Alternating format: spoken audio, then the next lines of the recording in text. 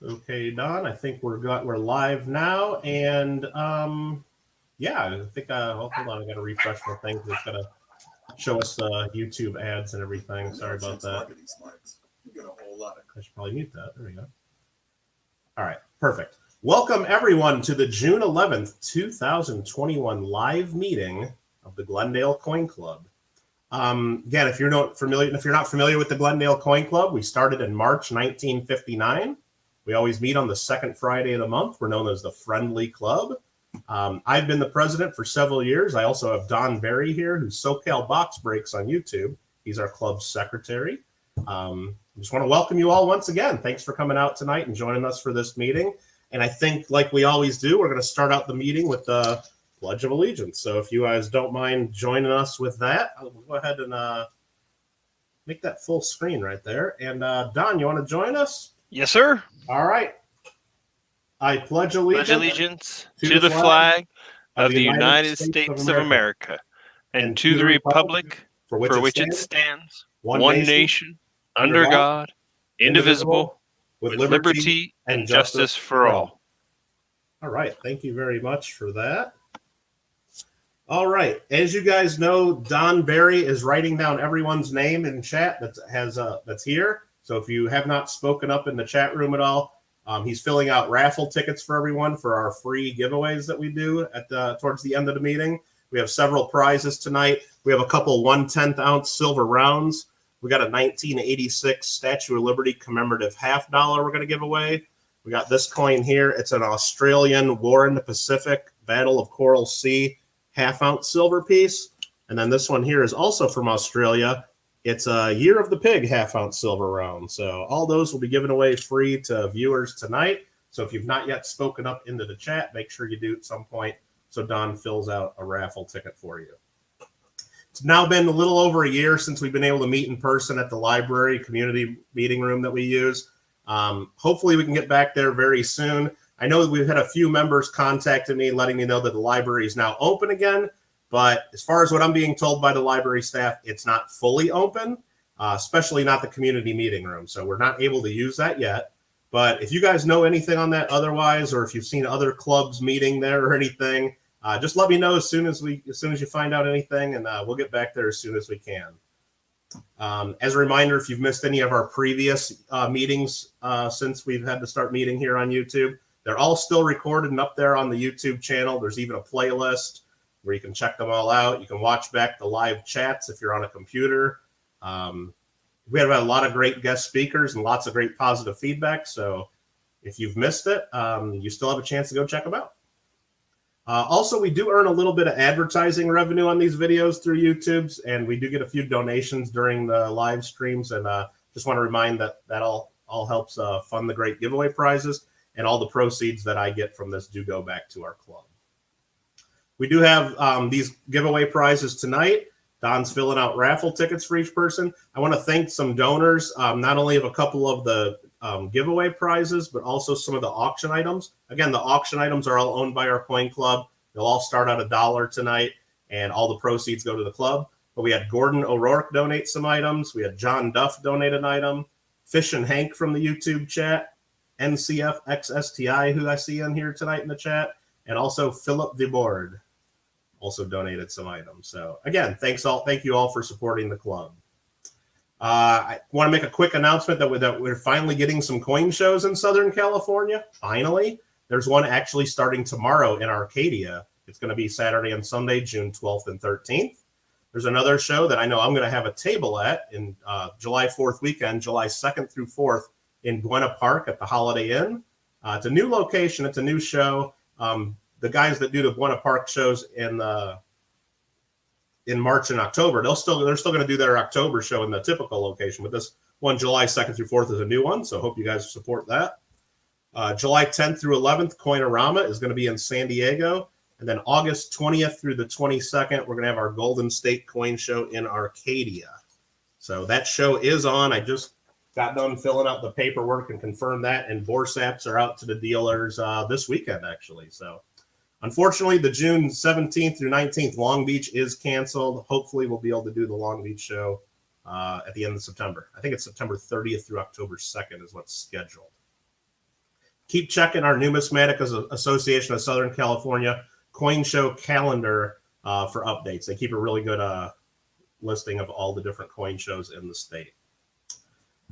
Okay, as always, I want to remind everyone you need to join the American Numismatic Association. It's our national coin club. I personally think that all collectors should certainly be supporting that organization. They have a great magazine, a lot of other great member benefits, and if you like coin collecting at all, you should be supporting our national club. Our speaker tonight actually is running for president of the ANA, so that's pretty cool. But yeah, definitely support the ANA. One of the big things the ANA does is their summer seminar. Unfortunately, they had to cancel that this year, but they do have summer seminar virtual courses that are free, and they're starting June 21st. So check out their website, money.org, for more information on that if you haven't checked that out already. Just a great opportunity there to get some great coursework in and learn a lot about a lot of cool different subjects. And then we're also part of the Numismatic Association of Southern California. They put out the California Numismatist publication, award-winning publication. If you guys want to support that and you want to join that, let me know and I can get you hooked up with that as well.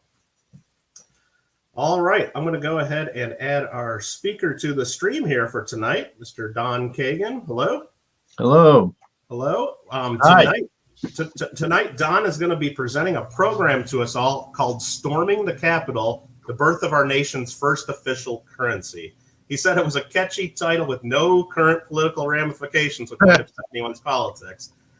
But I'm sure, so settle down, everybody in the chat. But in fact, this storming of the Capitol he says it happened more than 2 centuries ago, and it has a historic and numismatic angle and story to tell. Don's a long-established coin dealer, numismatic educator from the Bay Area with a Ph.D. in numismatics, 8 years on the ANA board, including 2 years as vice president, ANA Summer Seminar Instructor since 1973, member of over 50 clubs nationally, co-founder of the ICTA, and like as we mentioned, he's currently running for the ANA president. So those of you out there that have not yet voted, make sure you get those votes in. We are, again, very lucky to have Don Kagin present to our club. I want to thank you for that. I know you said you wanted to mention a couple things before you started the program, Don. Yes, Michael. First, thank you very much for the nice introduction and the plug and the plug for ANA.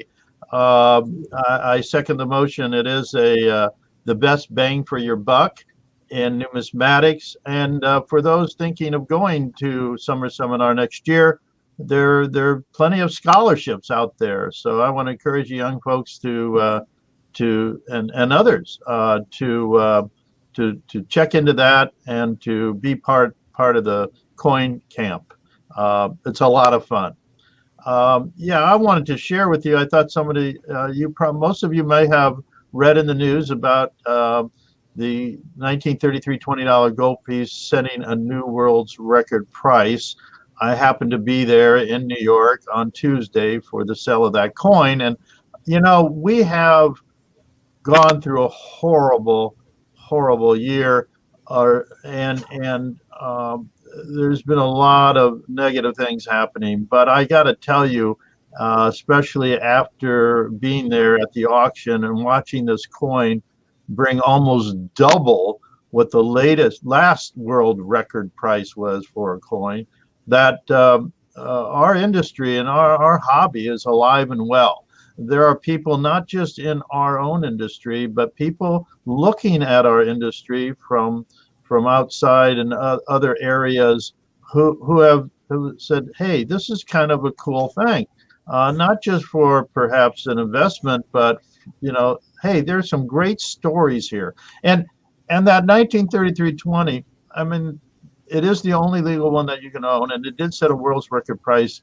I happened to be there again, there 19 years ago when it was last sold, but it was standing room only and quite exciting. And this one was very exciting, but unfortunately there weren't nearly as many people because of COVID. But there's a lot of interest in the history and our stories. Of course, I'm not telling you anything you don't know. That's one of the reasons why we love this hobby of ours. Certainly the camaraderie, sharing these stories, but I got to tell you, there's a lot more people looking at it. The person who we don't know who bought the coin, He was on the phone, but the person selling it, he just wanted to own the most valuable coin in the world, and he did, and the most valuable stamp, which also set a new world's record at 8.3 million, the 1 cent British Guiana, and a set of 4, a block of inverted Jennies, airmail stamps, the most valuable U.S. stamp item, and that brought 4.9 million, another record price. So record prices are happening not only in our industry, but in all collectible fields. But it isn't just that. It's the recognition, I think, that hey, these are true artifacts. Nothing tells the story of our civilization than numismatics, and I think it's getting its due recognition now, and it's one of the silver linings that have come out of the last year when people were more focusing on their hobby. So I don't want to take up any more time. I have a presentation, shouldn't be more than 20-25 minutes, but I wanted to share that with anyone. If anyone had any questions or whatever, I'm not looking at my chat, but I can I'll be happy to answer. That's great, Don. That's great. I mean, I also read that the seller of those items, including that 1933, I believe I read that all the proceeds were donated to charity as well. All of it's going to several different charities. And the one that they talk about is in Madrid, Spain, of the Jewish History Museum there. And interesting enough, in October, I'm going to be there. So that was just a coincidence. So it is good news. Yeah, I can't read the chat, so if there's any other questions, I'll be happy to answer. Well, I'll keep track of the chat if there's any questions on that. But I guess we can go ahead and I'll pull up your presentation there, and I guess we can get started with that. And I'll keep track of if there's any questions for you, of course. Thank you. Well, as all of you know, on January 6th, 2021, our nation's capital was stormed and our elected leaders' lives were threatened. But as Michael did point out, that wasn't the first time. Over 206 years ago, during the War of 1812, often called our Second War of Independence, the British actually stormed our capital and burned it. Both incidents impacted our nation's finances, with events surrounding the first one probably more profound than the last. You see, since the beginning of our Constitution, our country was financed in 2 ways: by borrowing through loans from other countries, from one of 4 different banks like the Bank of New York, and from rich entrepreneurs. The other way was revenues from custom duties and tariffs. Alexander Hamilton and the Federalists, our first Secretary of Treasury, established the Bank of the United States in 1791. It's like the central bank, and it had a charter for 20 years. This is a promissory note from that bank. It served as the lender of short-term funds to our nation, and provided these notes to our government for its basic financing. You see, there was no direct or indirect taxes at the time. You remember taxation without representation? That was a major issue with why we went to war with Great Britain, and there was an aversion to taxing people. So in addition, there was no paper money available at this time. Paper money started in not only in our country, but in the whole Western world. The first official paper money was in 1690 in Massachusetts Bay Colony. It worked out so well that actually they printed it so they couldn't pay the troops, so they were going to mutineer, so they used it, and it worked. And it worked so well that they kept on issuing more and more notes. Virtually every single colony did. And when we had the Revolutionary War, they printed a lot more. And especially in the years 1775 to 1779, they issued so many, it was hardly worth anything. During the campaign of Valley Forge, for instance, they mended many of these notes together for leggings for the soldiers. to keep them warm. So with this depreciation, after the war, people, there was an aversion to having paper currency. So there was none at the time. The Republican administration of Thomas Jefferson and his successor, James Madison, pursued a hard money policy, along with their Secretary of Treasury, Albert Gallatin. They continued their aversion to paper money, and they pursued a policy of only raising revenue by customs, taxes and duties, and loans from other countries mainly. But with the advent of the War of 1812, more was necessary. Just 4 months before the declaration of war, they started issuing these stocks certificates to pay for the war effort.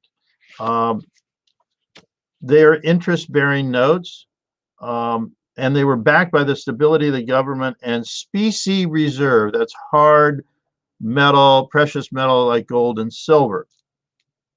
But as the crisis deepened and the loans were increasingly discounted. So here's a map of the northern campaign where most of the war took place. The causes of this war was interesting. For 20 years, the British had been fighting Napoleon and the French on various fronts. And for a decade, they were boarding U.S. merchant ships and impressing almost 10,000 men to fight against the French.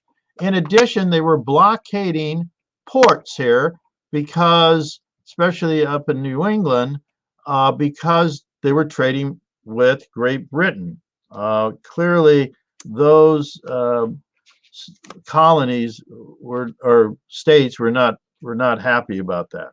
The British also allied with Indians, some of the Indians in the United States, America, and to take over the Northwest Territories, as they called it. One of those Indians, you may have heard his name. His name was Tecumseh. That's him there. Pretty sharp guy, but ultimately they weren't too successful in taking over much of our country. But the situation in 1812 was the following: the specie, the hard metal, was now being hoarded. It was no longer available, easily available. There was no central banks. Remember that that first Bank of the United States had a charter of only 20 years, and it hadn't been renewed at this point in time. So there was no central bank, no universal currency. Banknotes were discounted the farther away you got from the bank, where the bank were issuing some banknotes, but the farther away you got from them, they were discounted. Long-term debt, or these war bonds, they weren't being subscribed to or purchased. Remember, most of the entrepreneurs who were buying them in the past were from New England, and they were against the war because Great Britain was their #1 trading partner. Others who did buy some severely discounted them. So they tried doubling the tariffs, but it just wasn't enough to prosecute the war. So they started looking to other alternatives like treasury notes. Well, there was a lot of debate in Congress. The opponents said that they weren't as valuable as specie, and they certainly probably weren't gold and silver unless they were backed by them, and there wasn't enough to back them. So they also suggested that they would be refused or discounted, and therefore it would subvert the public and private credit. They also said they would depreciate just like the continental currency, and that they would indicate a desperate nation faced with bankruptcy. They also pointed out that there would have to be a tax. Oh my God, a tax to redeem them. Well, the proponents won the debate because there was a shortage of an adequate medium of exchange. The specie, once again, was being hoarded by the banks to pay for custom duties. Poor depreciated state currency had no backing. The notes, these new treasury notes, they pointed out would not depreciate like the continental currency, because here in this case they were going to make them so that you can use them.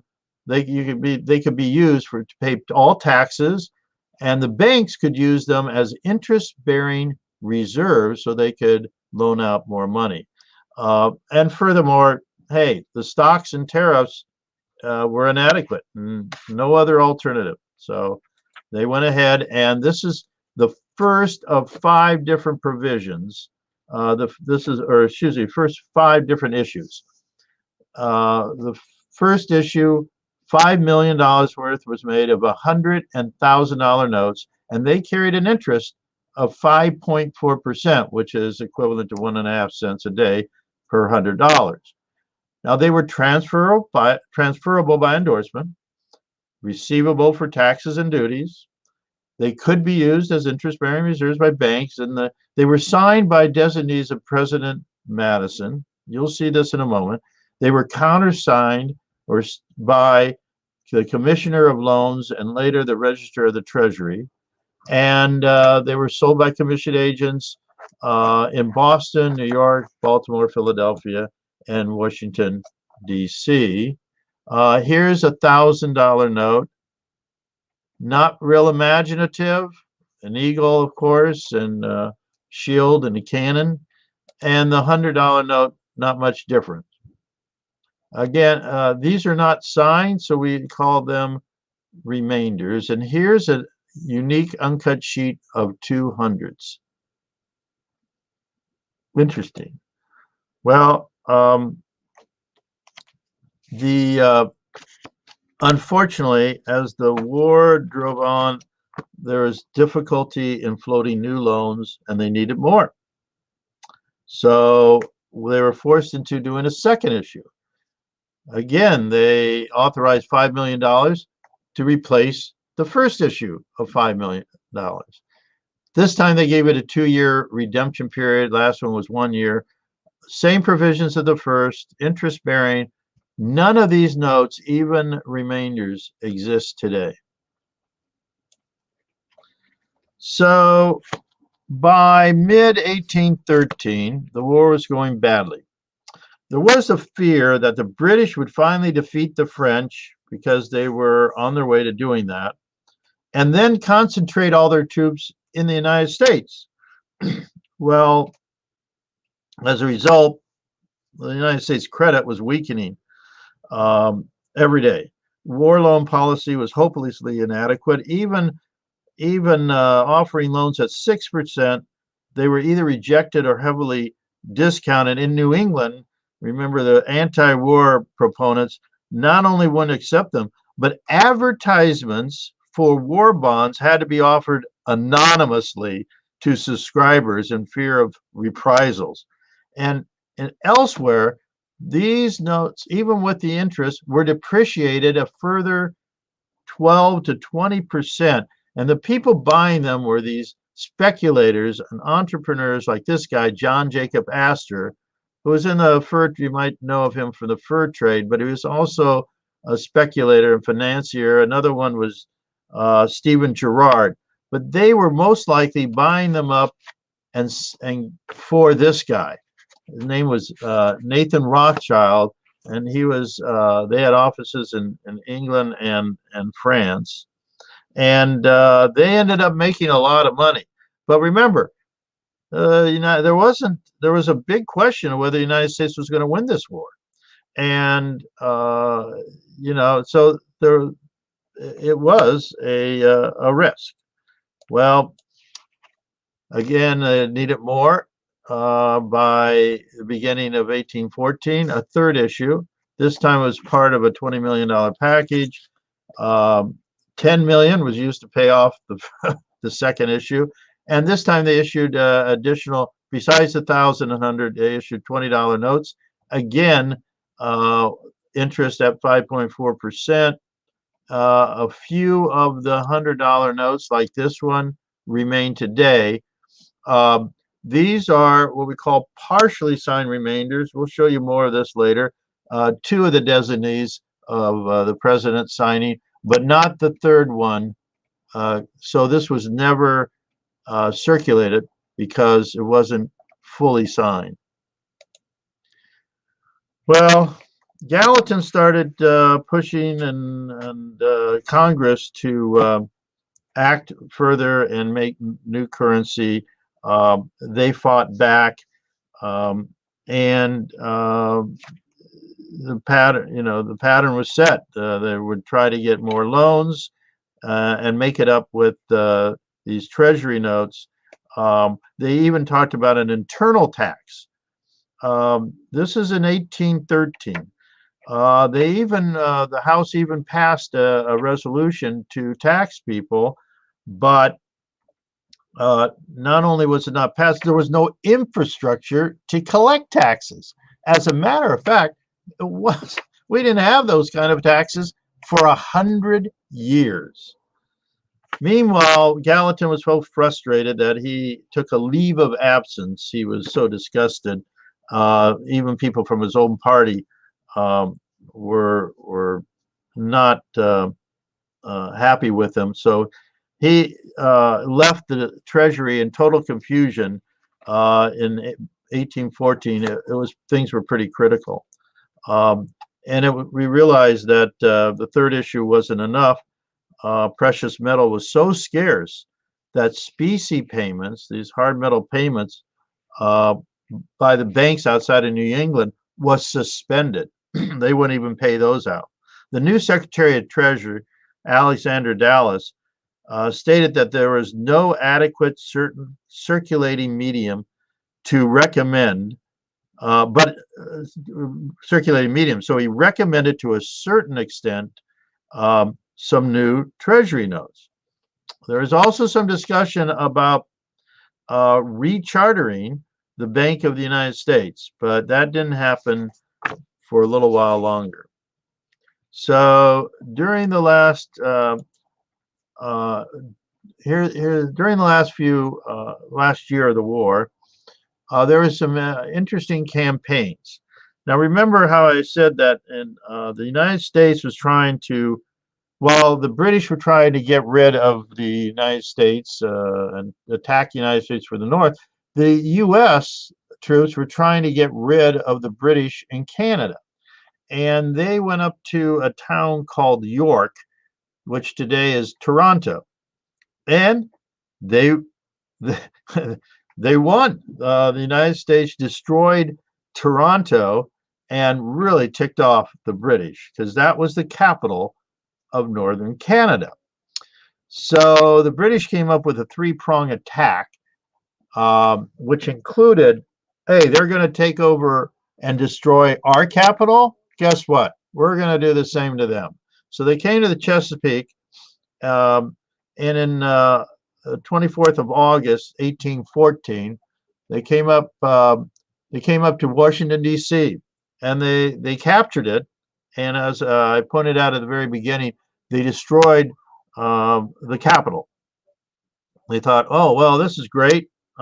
We can do that with impunity. Let's go down another branch of the Chesapeake. We'll come up to Baltimore, and Fort McHenry will take over that, and then we'll keep on going. Well, that didn't happen. 3 weeks later, they tried, but the U.S. repulsed them. There was a chronicler of that event, a man who wrote something that later became known as the Star-Spangled Banner. And that's the conflict that he's writing about in that song. Well, about 3 months later, in December 1814, the British had indeed defeated Napoleon. But now there was no need to impress the U.S. soldiers. There was no need to blockade any of the ports. Wellington, one of the great admirals from the successful campaigns by the British, said, hey, let's just, it's kind of a draw. Let's just declare it an end to the war. We've been fighting for 20 years and call it a day or call it a war, whatever. It ended basically in a stalemate. But it took, unlike today where we can Zoom information and immediately, it took a while for ships to come from Europe to let everybody know in the North America that the war was over. So meanwhile, there was a little campaign in the South, and some of you of my generation may remember a catchy little tune. In 1814, we took a little trip along with Colonel Jackson down the Nine Mississippi. Well, Colonel Jackson and some French, Jean Lafitte and whatever, defeated a British force in New Orleans. And of course, that's the story of the song. And this is taking place technically after the war is over, but it certainly propelled Mr. Jackson, Colonel Jackson, a few years later to the White House. So, but in spite of the war being over, we were still heavily in debt. We had to pay the arrearages of fighting. So in December, right after the war, we needed a fourth issue of Treasury notes. Another 10.5 million was authorized, 8.3 was issued. This time $20, $50, and $100 were authorized. No 50s were printed. Same provisions as before. And here are some of those notes. Guess what? Didn't change much from before, did it? But it's 100. Here is a proof note of the 20. Never issued. Here's another 100. And another one that had was numbered but never issued. This is a doubly signed note, but another 100 and another 20. Okay, so in early 1815, Dallas reported that the Treasury was virtually empty and without credit, even after that new issuance and more. There was huge debt. And new foreign loans were not readily available right away. So they needed something new. And John Epps, who was chairman of the House of Representatives Ways and Means Committee, suggested that we need a uniform circulating currency that wouldn't give interest but would be available to pay for anything. A new monetary expedient was necessary. And finally, it was accepted that it would be part of the final fifth issue, a $25 million authorization. Now, $5 million was going to be in $100 notes, still at 5.4%. That was mainly, again, for the banks. But another, and this is really critical, another $3.4 million in small size notes were and small size notes being $3 to $50 notes were issued to circulate as like a national currency. Here are some of those notes. Here's the $100 note. Now, these provisions were a little bit different. They were so popular, though, that even after they released 3.4 million, they were reissued. People returned them, and then they reissued for a total of 9 million. They were payable to the bearer, transferable by delivery, receivable for all public lands and taxes. This is the same thing for our notes today. They were backed by internal land tax revenue, fundable in 7% stock. That's not the case in our currency today, but they were redeemable in specie, hard metal after 6 months notice by the government, also not what we have today, but it served as our nation's first circulating currency. It wasn't given, by the way, legal tender status. That would have meant that everybody had to accept it. Well, most everybody did accept them because it was so expedient to use them, but technically they were never legal tender, but they were our first circulating currency. Here there are different notes. This is a singly signed remainder of a 50. This is an unsigned remainder of a 20. This is a doubly signed remainder. Now, in this particular series, $10 series, the obligation is receivable everywhere by the United States in payment of duties and taxes and public lands. Basically, for just about anything public. And that was one of the key issues why these were successfully circulated. Here's another one without that provision. Here's a $5 note that has been what they call cross-canceled. Don't know why, because it was never signed, so didn't need to be canceled, but nevertheless it was.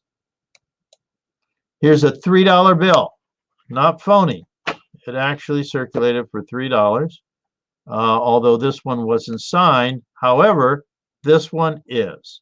And this is only one of 2 treasury notes existing today that is fully signed by both the 2 designees of the president and countersigned, in this case, by the Register of Treasury.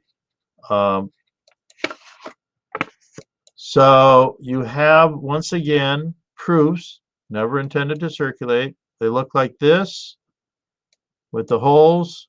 Here's one, an uncut sheet of them. I understand that that uncut sheet has been cut up recently by a major auction house. Same for this. Sad, but true. Here's a 20 with this punch canceled. And this is probably a proof also. Excuse me, the last one wasn't punched, it was a proof. Then we have unsigned remainders. There you go. Nobody signed that one. Here's one with cross-canceled once again. Then we have singly signed notes right here, just by one person. Never got to the second stage where you had 2 people. And this one is also here and here, they are cross-canceled. Here's a 10 that's doubly signed. And I pointed out that there are 2 that were triple signed, but these 50s were canceled. So they are not, well, they were canceled. There's only 2, like this one, the 3 that I pointed out earlier, and a $10 that are fully canceled, or not canceled and fully signed. Well, in December 1816, Dallas recommended discontinuation of the notes. Well, they were successful. Why would he do that? Well, at the time, he felt that they were an embarrassment, and there was a group of people that felt in the government it's embarrassment to the fiscal operation of the government that we had to have paper money. U.S. credit was being restored.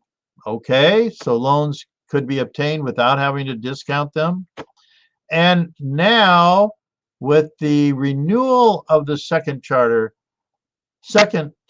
of the Bank of the United States, the renewal of the first charter, so you call it the second Bank of the United States, they could get bridge loan financing. So, and then, of course, the previous authorization was repealed. In all, today, all notes that I've imaged here, all the remainders First to fourth issue, there's only 34 known today. Fifth issue, remember there are some large size notes, $100 notes. There's 10 of those known. And of the small size notes, the ones that circulated for money, the $3 to 50, there's 102 of them that we have been able to trace so far. A total of 146 for the whole series of Treasury notes in the United States, and only 2 of which are fully signed and uncanceled.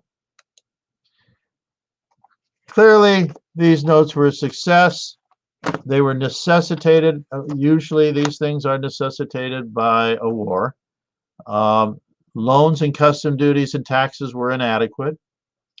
And in spite of the previous disastrous efforts by the Congress in overly printing continental currency, they still authorized the circulating national currency, albeit without obligation to citizens to accept them, which would have given them, as I mentioned, full legal tender status. They caused the expansion of our money supplies, which at the time was a good thing, and a corresponding rise in prices by acting as bank reserves. And like today, these notes were not convertible into specie, or those weren't until later, and they bore no interest. And since they were payable for taxes, duties, and universally accepted for all goods and services, over 80% of them actually circulated. Their utility and the government's promise to redeem them by a certain date prevented the massive depreciation, and ultimately made them not only our nation's first circulating currency, but also its most successful. Here's that $10 note, probably the first one known, that's fully signed and countersigned. And that's the end of that story. If you want to read more about it, there's a book that some guy wrote called Treasury Notes of the War of 1812. I happen to know him, and will happy, if you email me, I'll happy to get you a copy. Thank you very much. All right. Well, thank you, Don. That was amazing. And I mean, having all the great photos there of everything, and just tons of information. I knew very little about that subject myself, and I guess you kind of answered why, because I guess they're so scarce. It's just something you don't see every day, and even at the local coin show, you probably don't come across those, and it's pretty amazing. But thank you for that, definitely. We did have a couple of questions for you. I know Greg Berkovitz in chat was asking, and I was wondering as well, when you showed the images, did the first and I guess the further issues after that, did they have any reverse printing at all? No. Or were they all uniface? No, they're all uniface. Okay. And then he was also wondering if you know who printed these notes. Murray, Draper, and Fairman. It was on a, I thought I was running a little late, so I left that out. They were all done by the same one, and those are the ones that made a lot of our nation's early currency. Okay. Jason Tremba in our chat asked, are these notes really hand signed, or were they used in an autograph stamp? No, they were hand signed.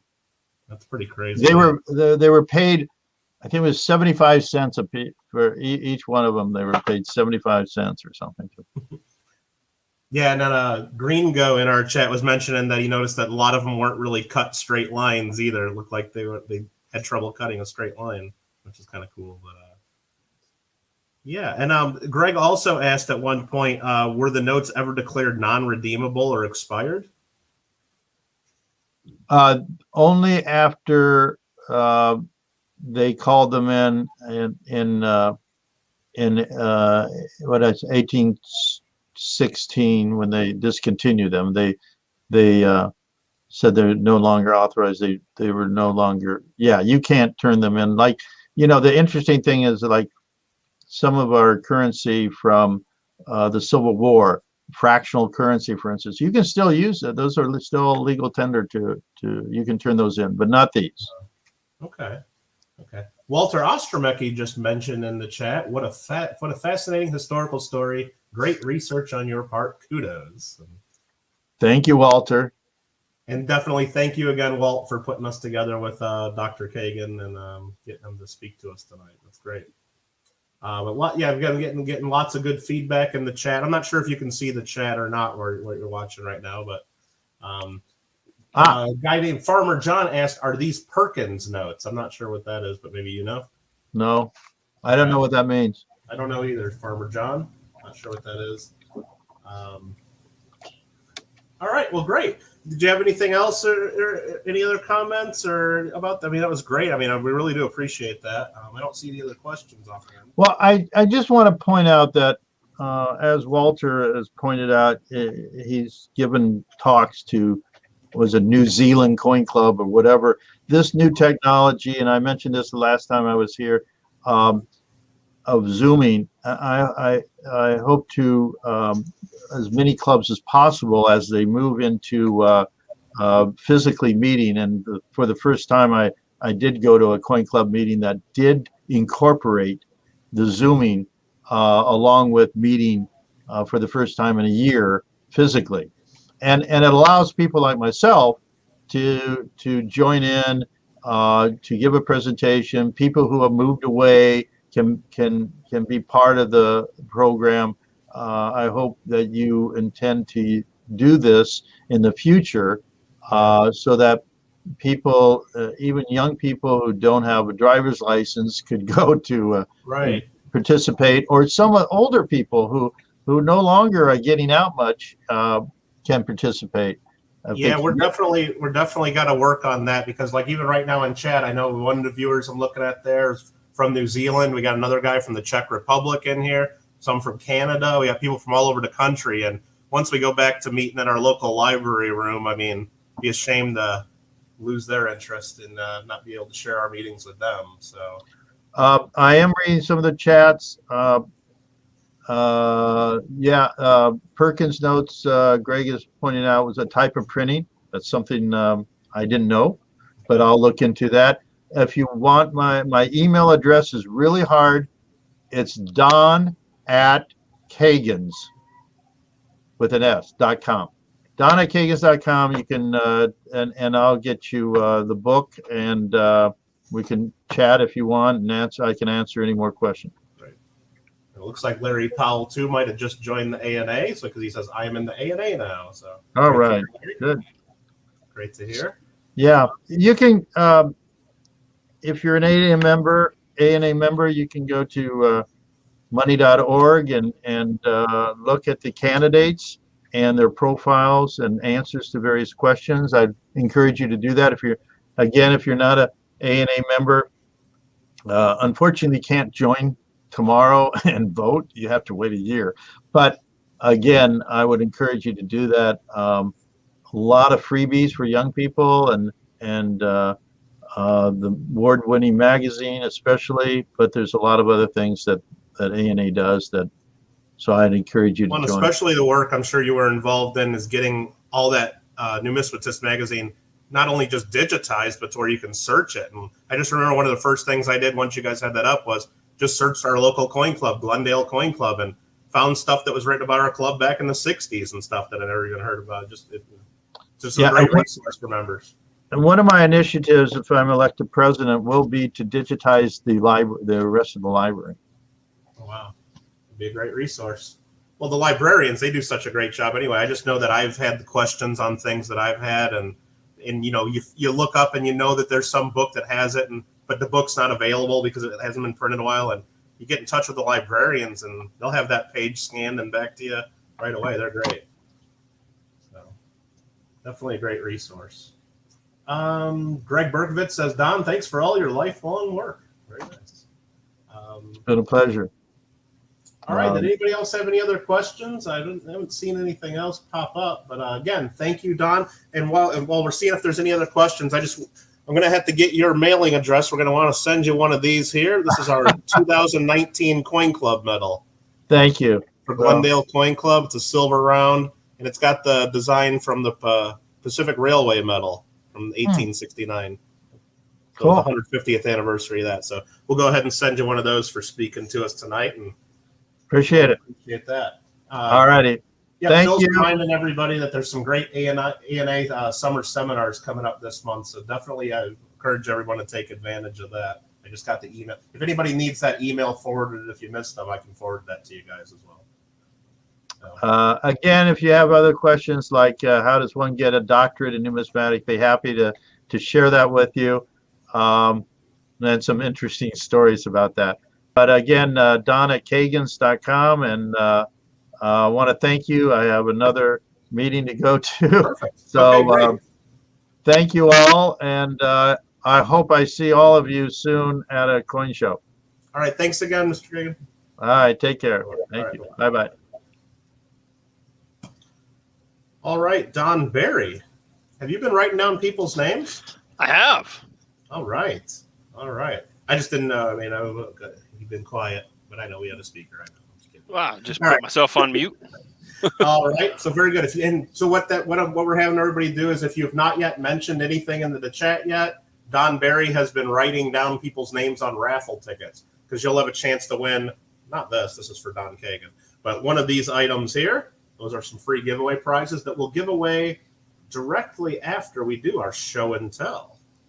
So make sure you get in there. Just make sure you say hi to Don Barry or hi SoCal Box Breaks if you haven't said anything yet, if you want a chance to win those. And Don, while I'm doing the show and tell, if you don't mind keeping your eye on the chat, because I won't be able to see chat when I do this. Too. So what I got to do is I'm going to go ahead and bring up the first show and tell. All right. I got you. Let's see. Mick Greedy. Don't worry. I got you. I'll share my screen here. How do I do that? There we go. There we go. I think I'm sharing my screen there. Perfect. And now I got to bring back up what was written about this. Okay, the first show and tell tonight comes from Mr. Ran, a.k.a. Bill Goldner. And he is from the Czech Republic, and he sent this in for show and tell. He's been joining us at most of our meetings that we've had here on YouTube. He says he's sending a cool lion with some 1-ounce coins of the lion. And these were done by the Czech Mint. But if you look at the coins, they all say Nui on them. I guess so they're issued as currency of Nui, but they're all done by the Czech Mint. And he looks like he went right to the Czech Mint and got them. He's got the shopping bag and everything. And so here's the picture of him displaying the coins. And how do I get to the next picture here? It's not letting me cycle the next slide. Just do this. So there's a close-up, a couple different, and they say Czech Republic right on this side. Those are really cool designs, all 1-ounce silver. And from what Rand tells us, the premiums on silver in Europe are just insane, kind of like they are in the U.S., but I guess to a whole nother level. So I'm guessing these aren't cheap, just picking these up locally. But those are just beautiful coins. And then here's the other side of them. They got the Queen and Nui Island $2 Elizabeth II. But they're done by the Czech Mint. So go figure, right? Interesting. Thanks for sending those in, Rand. Really appreciate that. Next up, we got this coin right here. This was submitted by John Samarin, and he says, in my quest to find the W quarter, he found another San Francisco minted quarter. So far, he's found 2 of these S minted quarters and 3 Ws. He says he assumes there were a few S quarters that got overlooked because people are usually just searching for the 2019 and 2020 Ws. And yeah, he says he haven't found a W quarter in over a year, but he got this one here, and there it is, the Perry's Victory. So very nice. We also got this coming in for show and tell. This is from Denise Ballard. Says, I'm hoping to be able to watch some of the meeting tonight, but I work from home until 10 p.m. Well, she's talking Central Time, Midwest, so hopefully she's watching. Says, found these recently in rolls of quarters that she gets from her local credit union. She really likes this one from the District of Columbia. It's probably the hardest one to find that she's noted. And she says, thanks for letting me participate from Missouri. So thank you, Denise. She sent that one in. She's also found these in change recently from the credit union. Some of the more recent America the Beautiful quarters. And then this pair as well. So thanks for sending those in, Denise. And more quarters. Everybody's been searching quarters, Don. I guess I need to start searching some quarters, because next up is Phil Iverson. He sent this one in right here. He said the new reverse design of the quarter shows a depiction of Washington crossing the Delaware River on the night of December 26, 1776, during the American Revolution. Several years later, August 24th, 1814, British forces entered our nation's capital and set fire to the White House Capitol building, and other government facilities. And he says, who knew history would almost repeat itself in 2021? Very cool, Phil. Yeah, I like that new quarter, too. I have not found any of those in my change yet, but it's just a real shame because the original legislation was going to make that our new quarter going forward. But, Congress, just couldn't help itself. And now we're going to have famous women quarters, I guess, starting in 2022. So instead of this becoming our normal quarter, it's going to be just a one-year type coin for 2021. And it's a cool design, but I guess so we're getting a whole bunch of special women's quarters starting next year. And that was something I just heard from the Mint, too, is that if you have any nominations for important women to nominate to be on those quarters, you can still submit information to the Mint by the end of this month if you want to participate in that. We also had show and tell submitted just recently by Don Barry. So he sent this in. He says that, with lumber prices going up, that we got new currency introduced today. And there he goes right there, birch coin. And it's funny because I actually ordered some of those off Amazon a couple years ago when we did that 1909 giveaway and we put winners' names and everything. And I went back and looked after you sent me this, and sure enough, the price of these has increased a few dollars for a bag of these since 2019. Sure. Lumber prices are going up. So no doubt about it.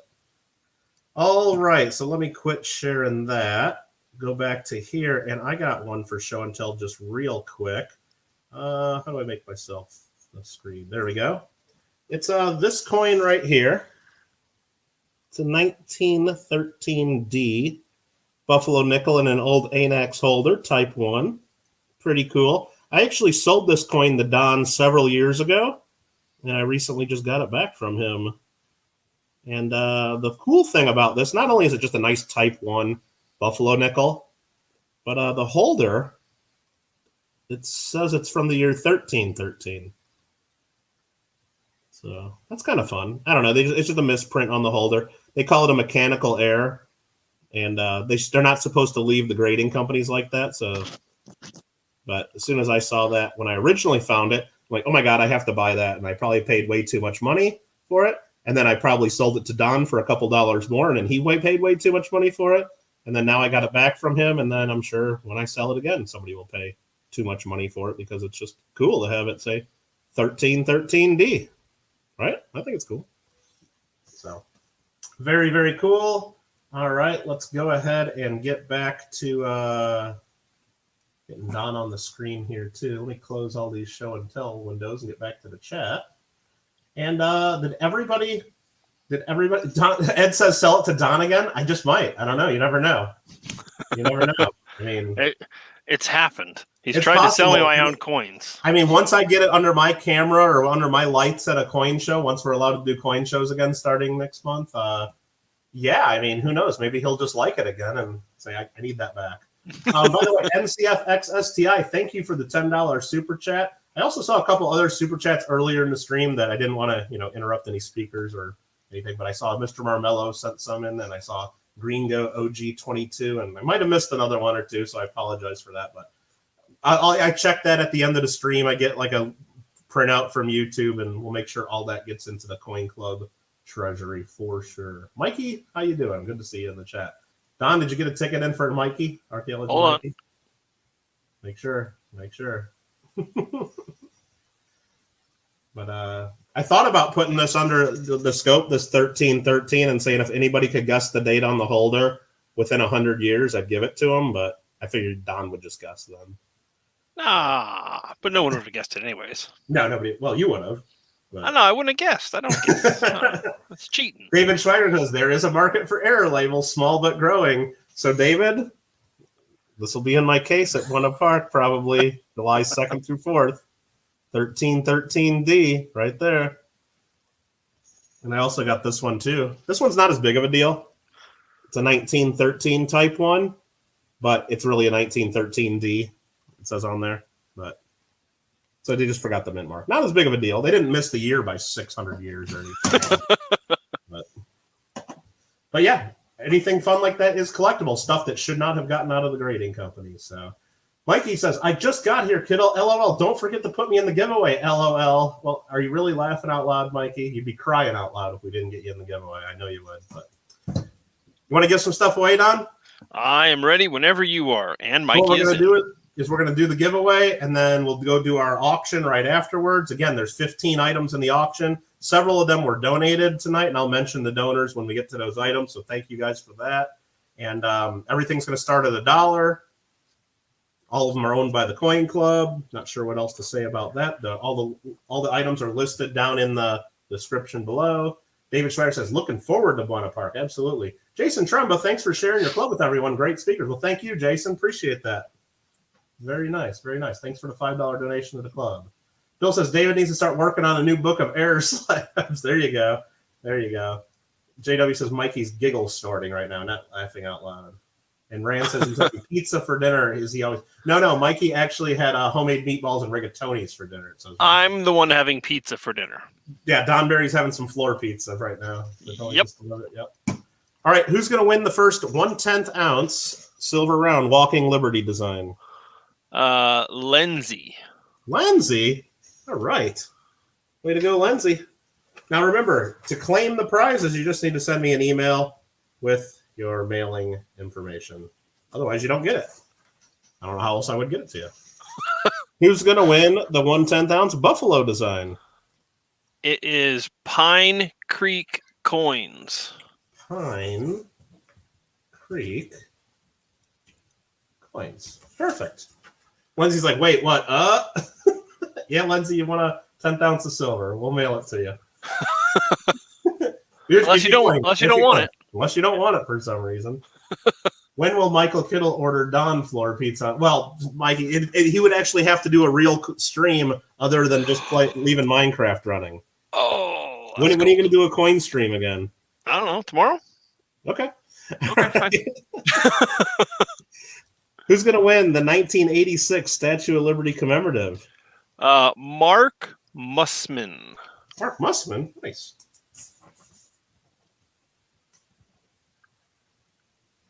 Very nice. Now we got a couple 1/2 ounce silver rounds. Well, silver coins, actually. This is from Australia. The War in the Pacific. Battle of the Coral Sea. With the Queen, of course, on the other side. Hold on. There we go. Prospecting coins. Prospecting coins. I just had my pen a second ago. Oh, there it is. Okay. Prospecting coins. Congrats. And finally, these are cool. Ooh, it's a pig. Australia, Year of the Pig. What year was this? 2019, I think, right? Yep, 2019. And the winner is Garrett C. Garrett C. All right, cool. Well, congratulations, Garrett C. And thank you, everyone who entered and who was here to watch our presentation. If you guys want anything, again, you need to email me to claim your prize. Congratulations, and thanks, Don, for going through and writing everybody's name down. I know you love doing that. Happy to help. It is fun. All right, so who wants to do an auction? I think we should do an auction. You want to buy any of this stuff, Don? Probably. Maybe. Yeah, it'll be much more fun when I can do auctions in person, though. Those are even more fun. And we can go through like 150 items in an hour or two instead of 15. Exactly. Exactly. Claim your wins by the email. Yeah, Rand, thanks for sending in those 1 ounce, those coins, those with those lions on. Those were really cool to see. I don't think you got any of those at the shop yet, have you, Don? The what? The 1 ounce lion coins, Czech Republic.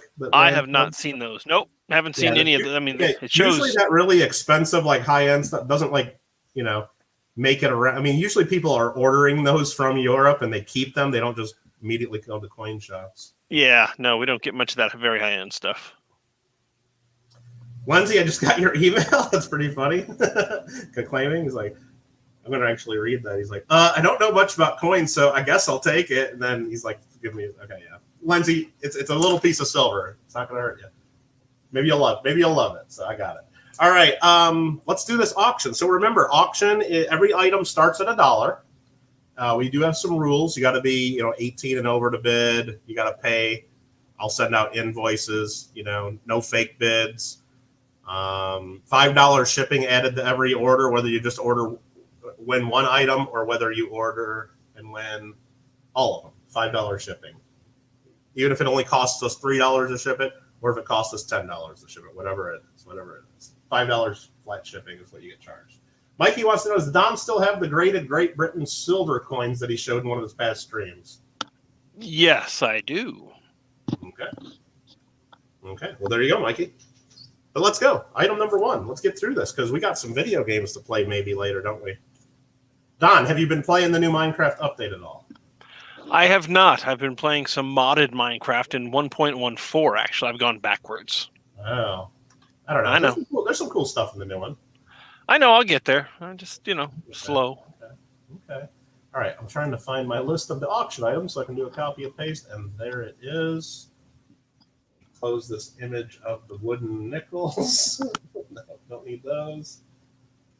All right, so this one's pretty cool. This was donated by Mr. Gordon O'Rourke. I guess I can go full screen now. Don, I'll keep your audio up in case you need to chat or. Okay, sounds good. Yep. You have at it. This here is a 2000 Philadelphia Sacagawea dollar, and this one says right there, this was issued by the Mint. Of course, well, the coin was issued by the Mint. All of them were. But this packaging and everything was as well. Struck on the first day of mintage, November 18th, 1999. So this is a first day of mintage issue. Golden dollar. First day of mintage, 2000 Philadelphia. Starting at only $1. Donated by Gordon O'Rourke. Thanks again, Gordon, for I met up with him earlier this week, and he donated some stuff to the club. He said, do what you want with it. So we'll be using some of the stuff he donated as giveaways, some for auction items, and very cool. So there you go. Robert Mims is at $3. Robert Mims is at $3. Larry Powell says $4. And we do combine shipping again. Whatever you win costs $5 to ship. Now, one more thing to mention is on my channel here, it's not related to the Coin Club, but I'll be doing an auction of my own next Saturday. Not this coming Saturday, not tomorrow, but a week from tomorrow. So if you want to save even a few bucks more, if you think you're going to buy stuff in my auction or you regularly participate in stuff like that, we can hold shipping out on anything you win and save you some money on shipping too. We'll combine stuff. I got about 120 slabbed coins going to try to sell next Saturday. Not sure we're going to get through them all in one day. I don't know. Maybe. You never know. All right. We got the bids up to $4. Larry Powell at $4. Okay. Orda, what's up? Orda. And what I'll do, just as a reminder, I'll count down in chat. I won't be saying it aloud, except for this one time. I'll put in 3, 2, 1, and then sold. You'll see me typing it, but I won't be saying it because I know everybody has different amounts of delay. Usually the delay in the chat's roughly the same for everyone, and it's more close to live than anything else. But I recommend that you don't try the snipe bid, because if you type your bid in right before I type sold, on your end it might look like you get it in, but on everybody else it might be late. The lag is something we have to deal with here on the internet, so I don't recommend you trying to snipe bid if you really want it.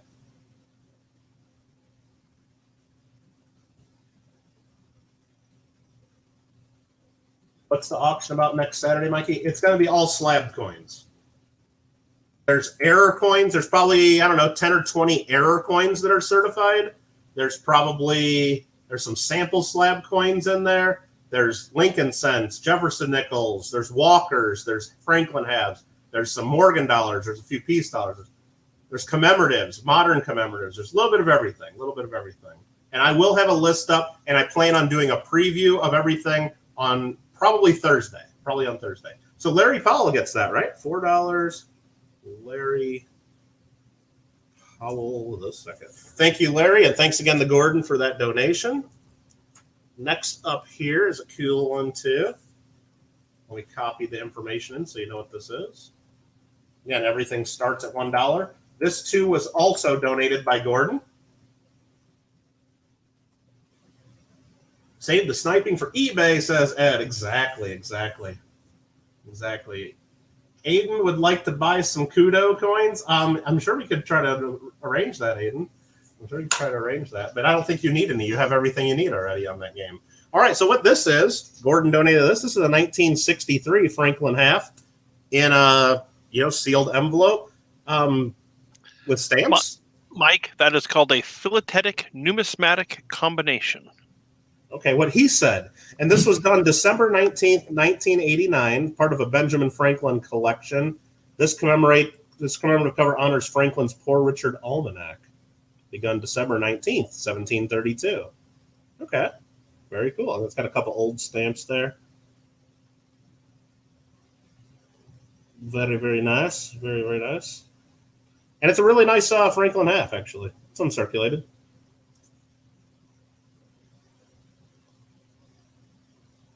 And I see Rich Callie's up to $12. Thanks for all your bids, everyone. And as Ed says, thank you, Gordon. Always hooking up the club. Absolutely. Is it gold? Is it gilded? No, it's silver. It's 90% silver, and it's a blazer. But it is protected in plastic. Like, I mean, I'm sure you could open it up and get it out of there, but then that would defeat, kind of the purpose of collecting them like this. But it's a nice looking half. I don't think it would grade very high. There's some marks and hits on it, but probably a 63 or a 64 as for the grade. But the date is a 1963. We got Rich Callie at $16.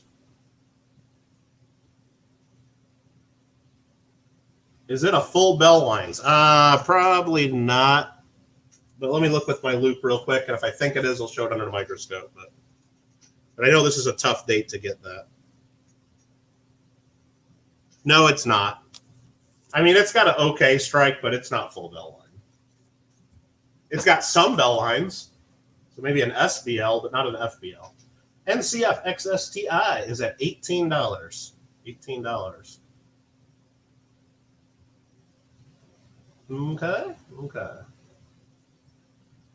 They were new when it was mailed. Those stamps, yeah. Well, the 25-cent stamp definitely was. I guess the 4-center is pretty cool. I don't know, but maybe that was pretty new too. Maybe that's right when postage went up to 29 cents and they were getting rid of their old 25-centers. I don't know. Rich Callie's at $20. Thanks again for all the bids. If you guys have questions about anything, don't feel shy or anything. I'll show the stamp right here. Fear to do ill, and you need to fear naught else. There you go. It says Credo. There you go, 4-cent stamp.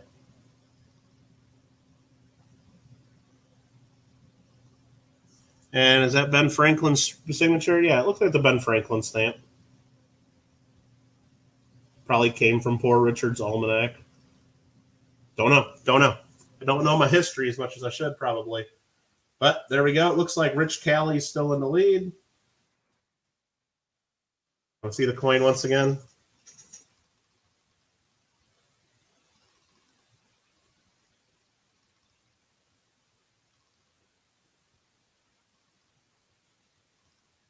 Try to show it a few different angles.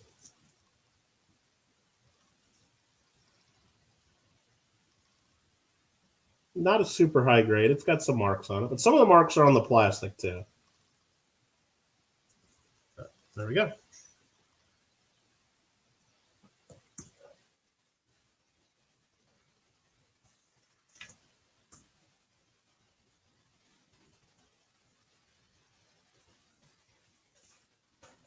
And that went $20 to Rich. Thank you, sir. Next up, I think we got something from Canada. Something from Canada here. Lot number 3 is a 1971 Canada proof-like British Columbia silver dollar. And it's untoned, but it's real nice. A lot of times these holders with this sponge, these clamshell, sometimes these can tone the heck out of the coins. We've seen that. You can see some toned examples on my channel if you look back in the videos. But again, this was donated to the club by Gordon as well. Yeah, let's see if I can get this out of here to show the other side. There we go. And you got to be careful with these coins because this is just like in this piece of plastic. There's nothing covering the coin. I could put my fingerprint on it right now if I wanted to, but I won't do that. from 1971.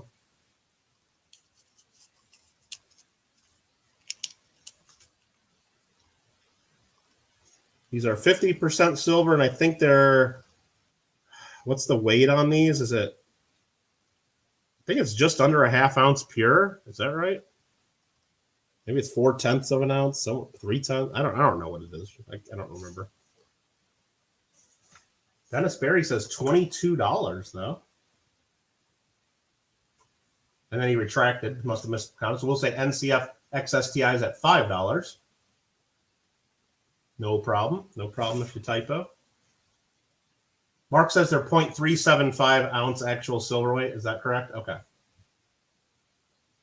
Okay. NCF XSTI. So yeah, so it's, you know, what's that got to be? That's more than $10 worth of silver right there, right? 12.5 to Don. Got a prior 12.5. NCF went 12. Don's leading at 12.5 though.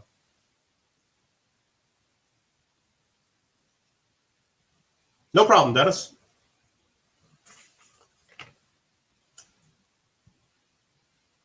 They make them keys on the phone so damn tiny, I know. Or maybe our thumbs are just too big. I don't know. One of the two. 12.5 to Don Berry. SoCal box breaks in the lead. Anybody else want the Canadian British Columbia dollar in the original holder? NCF goes to 15.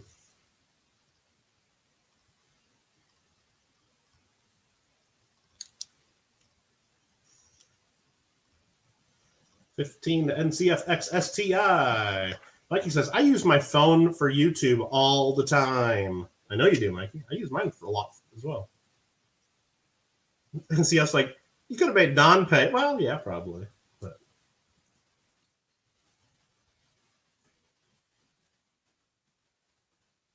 And then Don would have given it to me, and you would have saw that in my auction next Saturday, probably. NCF XSTI. Congratulations.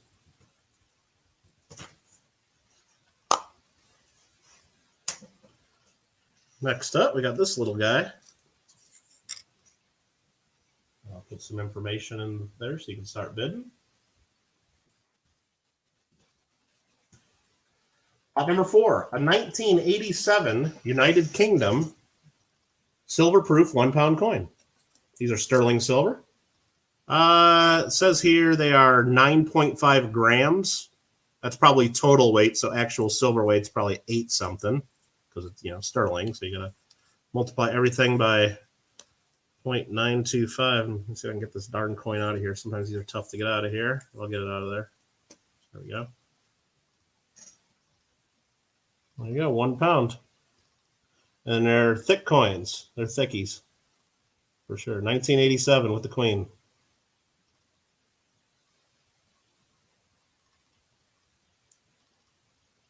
A lot of scratches on the holder, nothing on the coin itself. So just under 1/3 of an ounce of actual silver weight, says Mark. Yeah, a lot of scratches and scuffs on the holder. Coin looks perfect. 1 pound. You can see the capsule are just like super thick. Cool. All right, we got Alfred goes to 15, NCF goes to 17. And thank you, Mark, for the information. That's helpful for all. Gringo goes to 18. Steve Woods, 21. And it has the box, certificate, all the bells and whistles. Except you don't get any bells and whistles with it. You just get the coin. Gringo's out. Steve Woods at $21.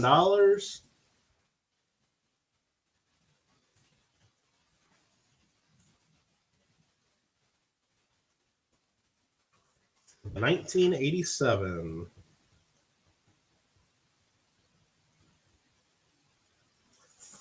Thank you very much. JW's like out. If it was an 86, nobody else would have had a chance. That's what he's saying. That's kind of what he said without saying it. I think that's what he said, but he didn't say it. Okay. Next up.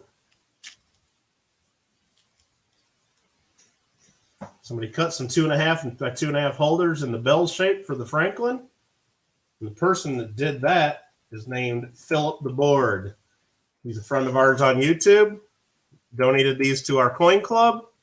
A couple Franklin $50. And yeah, they're in nice shape too. I didn't put uncirculated in the title or in the description, but they're definitely very high AU, if not UNC. I mean, they're like sliders. They're right on the line. They're nice. I mean, they're probably BU. There's just one of them. They got some just chatter on the top of the cheeks though, and I don't want you thinking they're high grade UNCs or anything, but they're BU. They're uncirculated. They're nice. And you get the bell-shaped holders from Philip the Board. So we got Dennis at 22. Rich Kelly goes 24. And they're both 1963 Philadelphias. Now, Philip did not use the Max brand flat clinch stapler, though, but they were pretty cool, so I left them alone instead of reholdering them. Rich Kelly at $24 for the pair of Franklins. I mean, shoot, just as junk, if it was just junk silver, it's hard to get two nice Franklins for that price nowadays. But Rich Kelly is at 24. And thanks again to Philip for donating those to the Coin Club. Very nice of you. He donated those a while back. I've had them kind of sitting in a pile here, but probably should have used them much sooner than that. But SoCal Box Breaks, Don Berry goes to 25.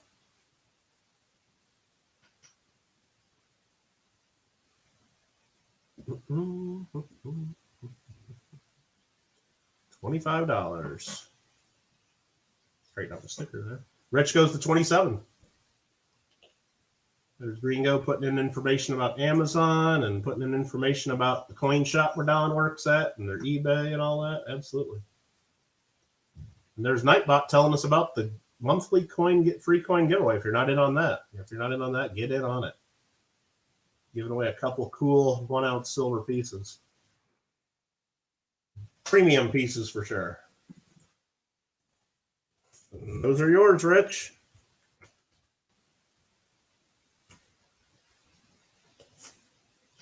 Very, very good. Are either full bell line?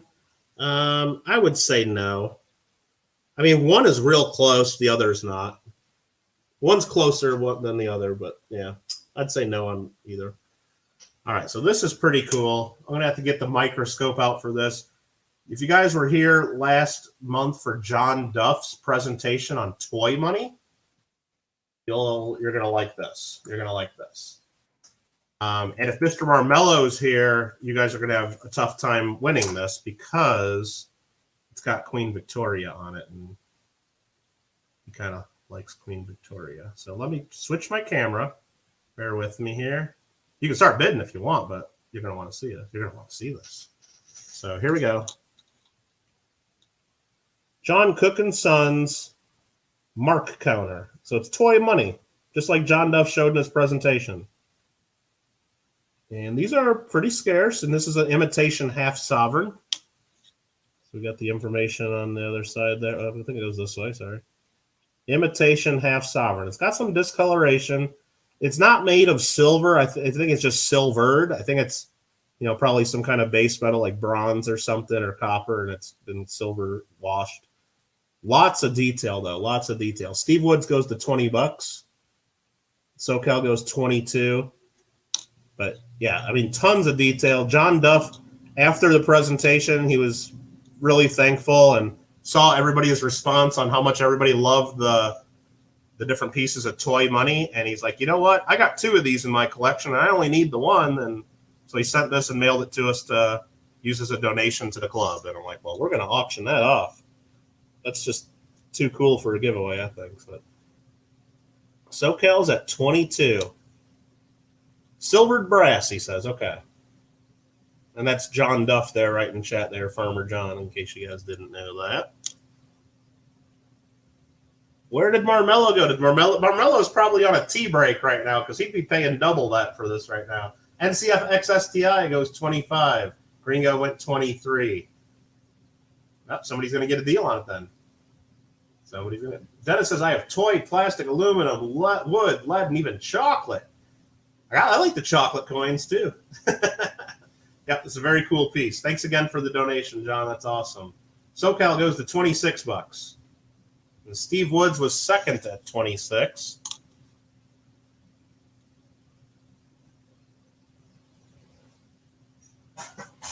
Gringo goes to 27.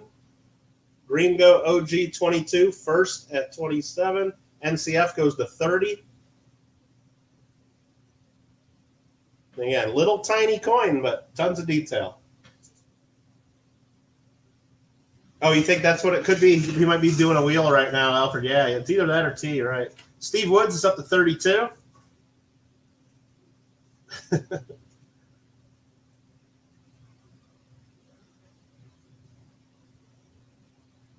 Pine Creek's thinking about chocolate coins still. So, Steve Woods at $32. Very generous, everybody. David Schwager's reminding all that NGC made a chocolate slab around. Yeah, David has a picture of that, I believe, in his book. Or do you have a picture of that one in your book? Or I know there's a PCGS one as well. A chocolate coin slab, exactly. Not too many of those. How rare is this example? I mean, John would be able to talk on that. I'm not sure. I think all these are pretty scarce. Like, there's not hundreds and hundreds of them available. I mean, they're all pretty scarce. NCF goes to 35. Remember, I mean, if you remember his presentation, it's like even like the ones they said were common would be like there's only like a few dozen known or something. They're still like pretty rare. SoCal goes to $36. And if you guys want to see, I'll just rotate it around. I mean, there's some luster in this one still. I mean, it's got toning on it. Not the most attractive toning, but imitation of half sovereign. And I'm not sure when it was done. It's got the younger Victoria. And plenty of detail. NCF goes 40. SoCal goes 44. Our Mikey says, Mr. Marmel will send you strongly worded Discord message. Oh, yeah, probably. But will I read those? Probably not. SoCal at 44. All right, I think we've had enough fun with the microscope there. But if you want to see anything else under the scope, it's real easy to flip up. But there's the information. British half sovereign, no date, scarce, John Cook and Son. And he says R496. It's a catalog reference.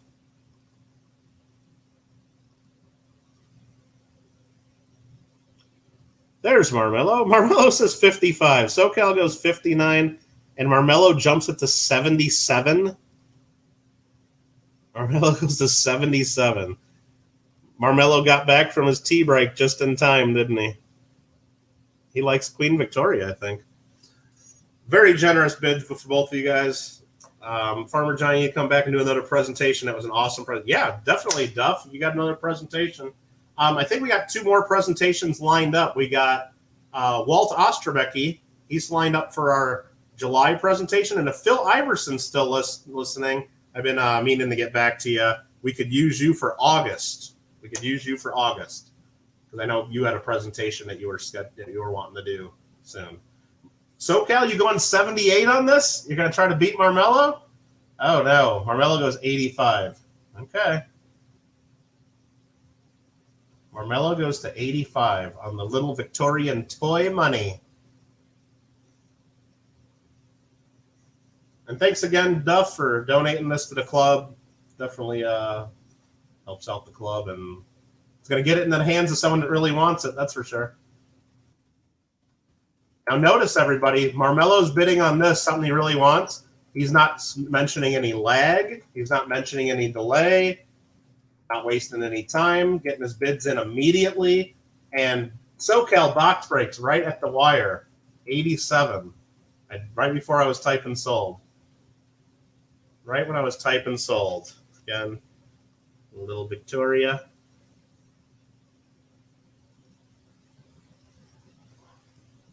Imitation of a half sovereign.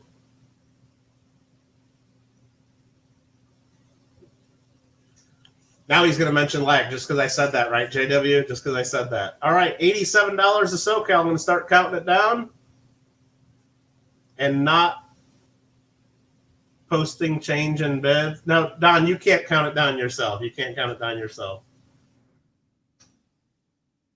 Carmelo dumped Diaz. I don't know. Maybe he's just maybe that was his limit. Now, you know what? I'm going to pause the countdown right here. Just because I wanted to remind, I just noticed we're at $87. You cannot bid $88 on YouTube. 88's a banned number. If you just try typing in 88, it won't work. So I just wanted to mention that in case Marmello or some other bidder was trying to bid 88. So, but now we're at 92.50. Now we're at 92.50. It ruined my plan. What the plan was? You trying to like get him to bid 88 and think he's winning, but you really win because we couldn't see his bid.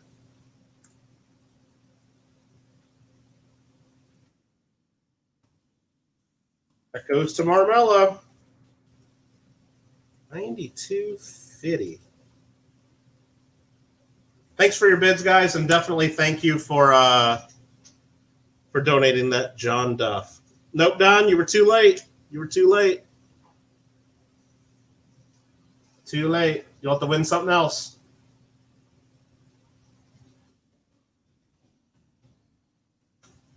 Wow, he's saying. Yep, that's what you get for trying to snipe. Item number 7. This is a really cool piece. This is a really cool piece. I got this in a collection a little while back, and then I sold it to the club because I didn't really know what it was when I got it. But then I looked it up, and I'm like, man, I shouldn't have sold it to the club so cheap. This is a really nice 1963 Padre Junipero Serra, and he's the Apostle of California. It's the 250th anniversary of his birth, 1713 through 1963. So Apostle of California, and it's got California on the reverse, and it says, always to go forward and never to turn back, California. And really cool design, and it's authorized by Act of Congress, 1963. This was done by the U.S. Mint. It's 90% silver. Mintage of only 10,000, I believe, when I looked it up. Real low mintage. Remember, at the time, the U.S. Mint was not doing commemorative coins because they were still in trouble pretty much for doing way too many commemoratives in the 30s. So they really didn't do commemorative coins. I mean, they did a couple here and there, but they really didn't start doing them again until the 1980s. But they issued this as a commemorative medal. U.S. Mint issue. It's in the William Swigger reference on national commemorative medals. And really cool piece, and it's really high-grade piece. It's really nice. It's really nice. But if you want to see any more of the detail on it, I mean, I can show it. Or I can put it under the scope if you really need to see it too. But really sweet. It's a medal. Yeah, it doesn't say $50, no denomination, so it's not a token or a coin. So it's a medal. But it's done by the U.S. Mint. Very cool piece. And what do we got? We got a lot of bids. Marmello was 30. Rich Kelly at 35.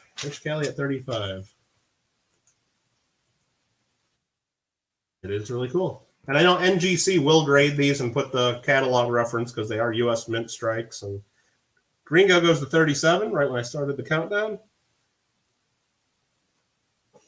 You want to just see it under the scope while we're messing around with it and giving people a chance to bid? Let's do that. Sure.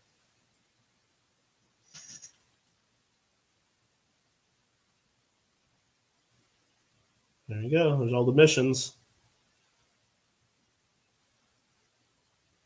There's the signature. On the other side.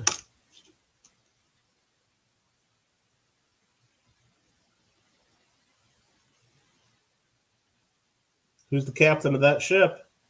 I don't know. But yeah, he's got a mission right in his hand. Check that out. Cool. Yeah, these are cool. All right, that's that. And let's see where the bid is. Probably at the same. Do I know the silver weight? No, not offhand. Here's a $50. Is it bigger than a $50? It's bigger than a $50, but it's less than a silver dollar. I could go get the book and look it up, but yeah, I don't know. So it's more than a $50 less than a silver dollar, if that helps. All right, we got Gringo at 37 now. What folder should I use when I send my great brother's Black Eagle note for grading? I don't know. I've never sent currency in for grading. But something, I would ask your coin shop. And then they would probably be able to sell you whatever it is.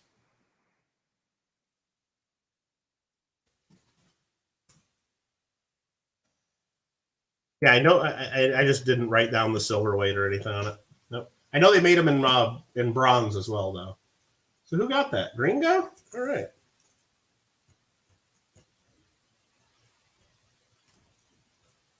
All right, we're about halfway done with the auction. And we get to this cool piece right here. This is lot number 8. And this here is a 2014 Glendale Coin Club medal for our 55th anniversary, 55 years, 1959 through 2014. Daniel Carr of the Moonlight Mint, ANAX MS69 Red. And this was donated to the Coin Club by NCF XSTI. He had bought this and he sent it in and told us, use this to make a few bucks for the club. I'm like, okay, sweet. Sweet. So this was the first year we did our Coin Club medals with Dan Carr of the Moonlight Mint. There's a little mark right there on the holder. Let me see if I can wipe that off. But the medal itself looks perfect. There we go. And it's got the 55/55 that we got like off the Lincoln cent, the double die. Did a really good job of that. Yeah, that's in Don's hand. I think he sent that off, Gringo.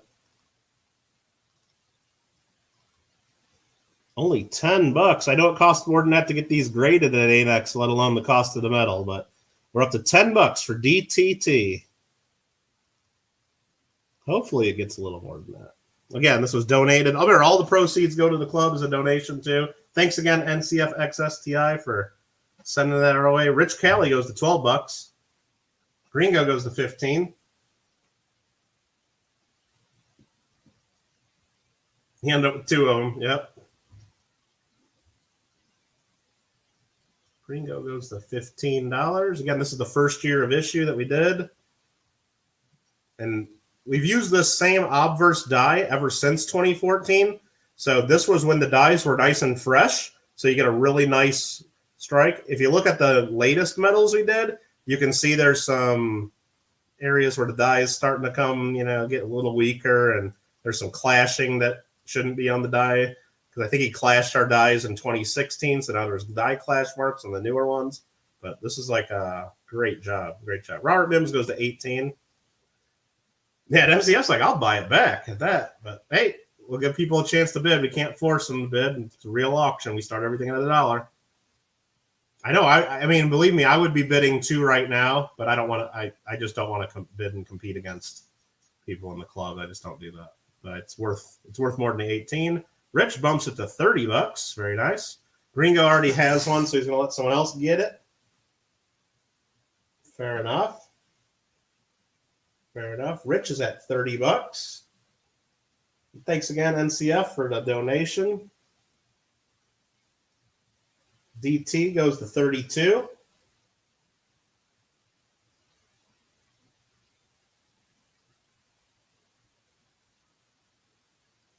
DT goes to 32. And you know what? How about this? This was the 2014 medal. Whoever wins this one, just because NCF donated, whoever wins this one, I'll include another Glendale copper medal with it. But you tell me which year you want. 2015, 2016, 17, 18, or 19. You get to choose one of those. The 2015 has the cap, rays, and stars design, very similar to this, but you're not getting the color tone. You're just getting a copper one. The 2016 has the California State Steel design. 2017 is a medal that's overstruck on a Walking Liberty Zombucks. 2018 is an overstrike over a Barber Zombucks coin. And the 2019 is the Pacific Railway medal that we did. So you'll get this coin that NCF donated, and I'll donate an extra Glendale medal. You just tell me which year. Copper. I'm not giving you silver. Mims goes to 38. Mims goes to 38. I was writing copper from MK. All right. DT goes to 45. It's all going to the club. That's why we're doing it. Steve Woods, are you sure 63? I want to make sure that's not a typo. That's a big jump. But Steve Woods is at 63 unless he says that was a typo. But that's very generous. Hey there, Indiana Towns.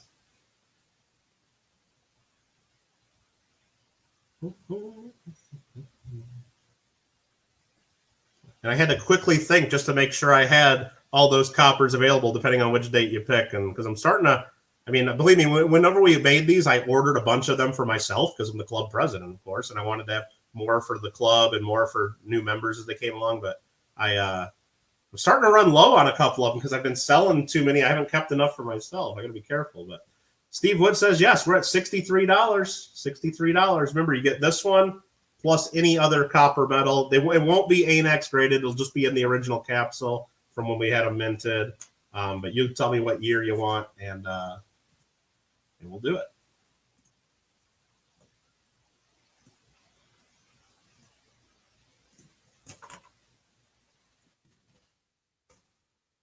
And that goes to Steve Woods. Thank you, thank you, thank you. And just let me know which year copper medal that you want along with that. You don't have to pick right now, whenever you know. Next up, and thanks again, NCF XSTI. Beautiful. Beautiful, beautiful. Next up, 2020 Silver Eagle. And if you look at the holder on this one says April 2021 Glendale Coin Club giveaway that was won by Fish and Hank.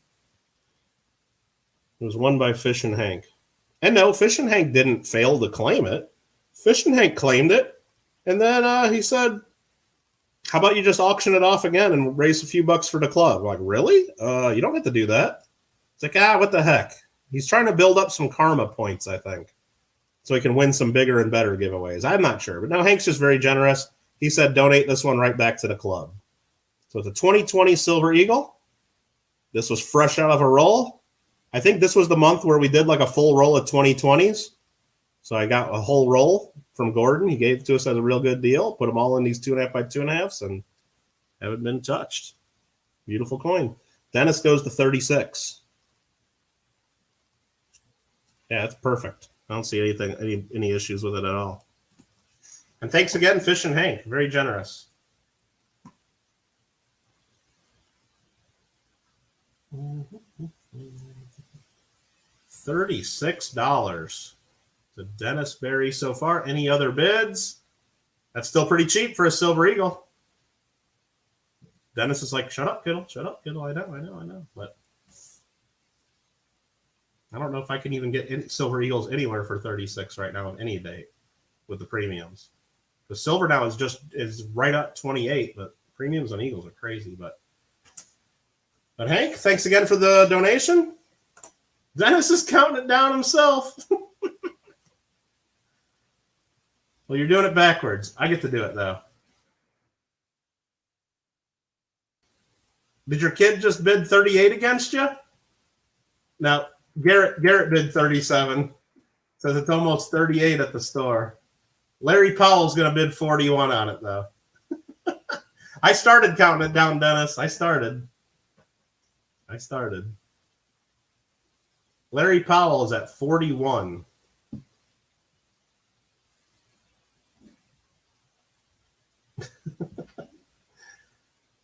Don bidding against his dad. Come on, man. Larry Powell at 41.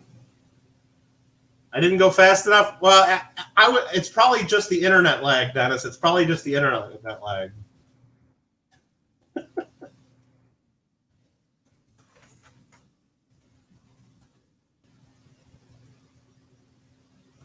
Larry Powell, congratulations. And thanks again, Fish and Hank.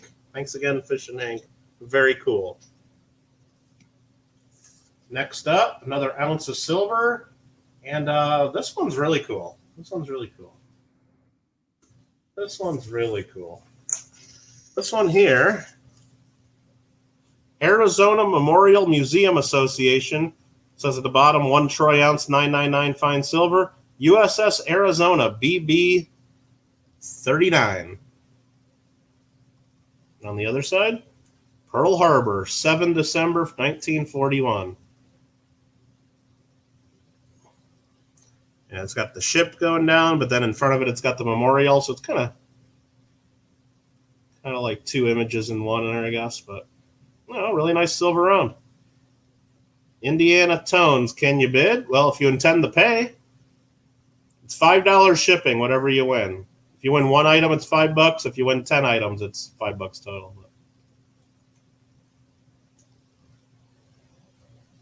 It's got a little bit of toning on it.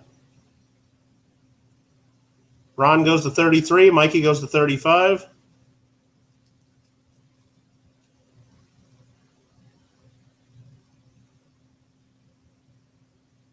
Ed goes 36.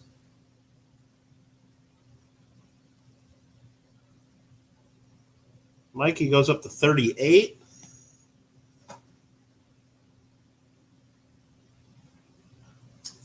It does say right there at the bottom, 1 troy ounce, 3 nines fine silver. Edward goes to 40. Mikey goes to 42. Lincoln, how you doing? Lincoln, aren't you busy looking at Ike dollars? Hey there, Denise. How you doing? Good to see you. Let's just show this one under the scope. There seems to be a lot of people interested. Let's just show some of the detail. This is a cool piece.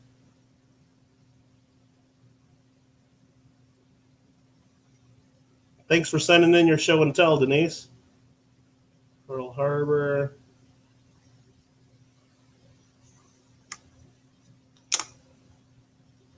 A little bit of hazy in tone on. I wouldn't say it's attractive or like great toning or anything, but 999 fine silver, 1 troy ounce. Okay. Hope you guys got see what you want to see out of there.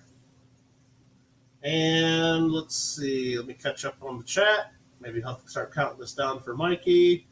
Just got here. Nope, this is auction we're at, Denise.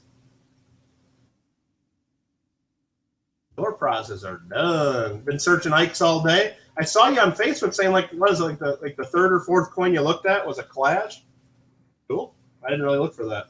Hawaii was your first vacation years ago. Nice. So you went to go see the Arizona Memorial, Mikey? I remember I saw it one time when I went to Oahu with my family, and that was pretty crazy.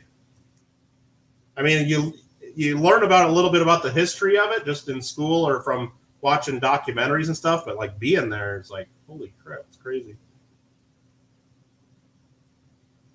Archaeology, Mikey 007 is the wiener. Next up, let's see.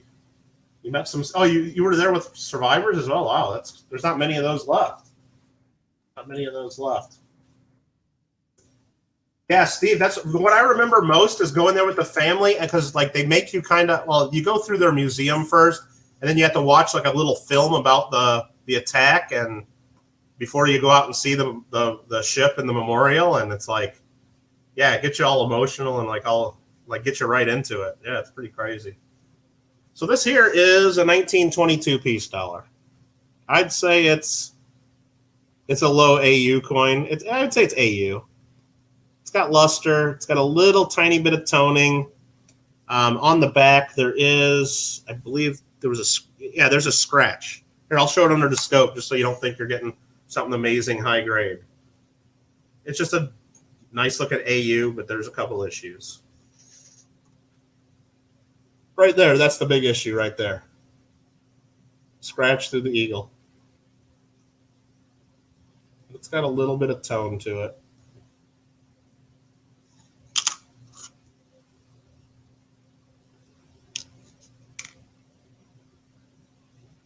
See if we can get the color kind of to show a little bit. It's not much color, but It's a little bit. It's a peace dollar. It's a peace dollar.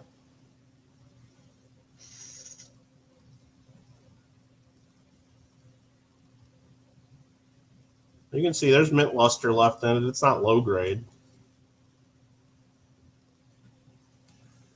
All right. Anybody bidding on this? I think I saw Mims bidding on it. Let's see. Mims is at 25. Garrett goes to 26. Oil. Yeah, I know that's crazy, isn't it, Steve? They're still leaking. Yeah. Can you pay next week? My mom's. Yeah, Mikey, we'll figure it out. Don't worry. Don't worry. Like I said, I'm going to do an auction next Saturday anyway. So I already told people if they want to just hold things and ship them all until after that's done, that's not a problem. So all good, Mikey. We're at 26. Okay, $26. It's a steal for a peace dollar right now. Try to buy them anywhere else less than that. You can't. You sure can't. I don't even think you can get cold peace dollars for 26, but not trying to ruin it for Garrett, but just trying to tell you that's a good deal. I wouldn't be able to sell them to the Coin Club for that price right now. Scott comes in at 28. Yeah, Philip, thanks for the donation early. Yeah, I finally put those. I don't know if you saw it. Those Franklin halves you donated to us. We just auctioned those off earlier. SoCal goes to 30.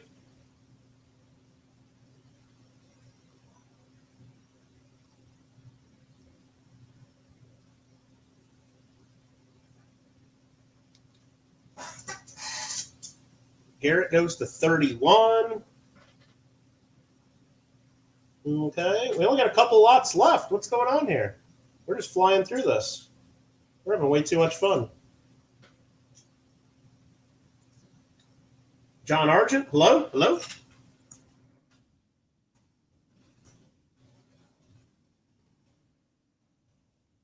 What are you talking about, Mikey? What are you bouncing around like 8 other streams trying to win a bunch of stuff tonight?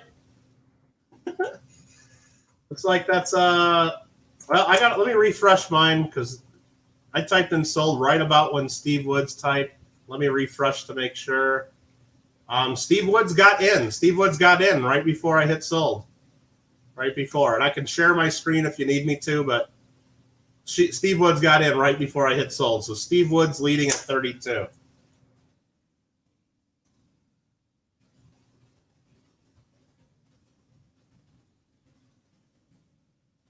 Trying to type that in so everybody knows. Sniper just got in. That was real close. I got 2 different windows open, just so you know. One window, he was late.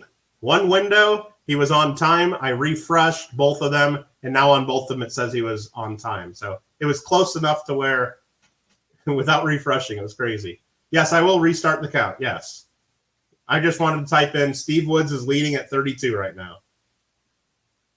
Steve Woods is leading at 32. I'm going to give you don't have to bid anymore, Garrett. If you're out, that's fine. But and I'll show my screen if you don't believe. I'll try to be fair to everybody. So.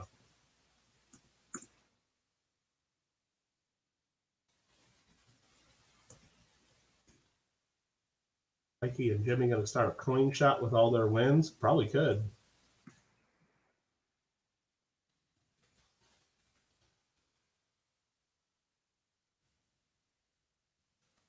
All right, let's see if that holds up. Oh, Garrett, if you win anything, yeah, I mean, if I'm already shipping you something, yeah, probably, unless you win a bunch of stuff that would change postage substantially, yeah, of course, I would just combine that. I'm not going to make you pay for your giveaway win to be shipped to you. Steve Woods lead up. So Steve Woods got that one.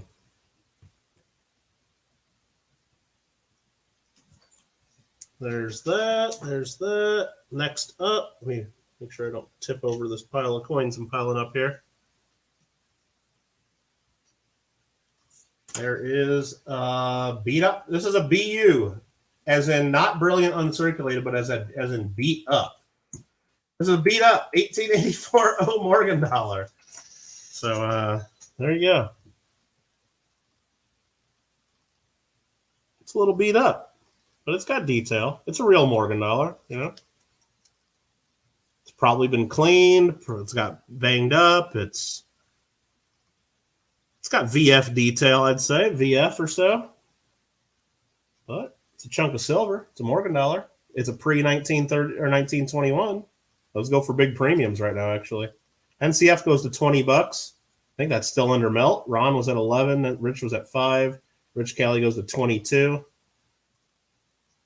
Here, let's look at it under the scope while you guys are running it up to wherever it belongs, and then you guys can just see how it looks.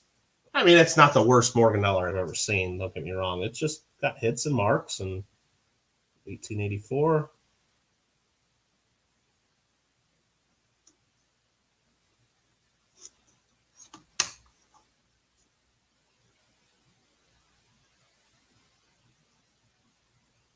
There's the New Orleans. It's not that bad. It's just well circulated. Ron goes up to 28. Nothing that a couple weeks in the pocket won't fix.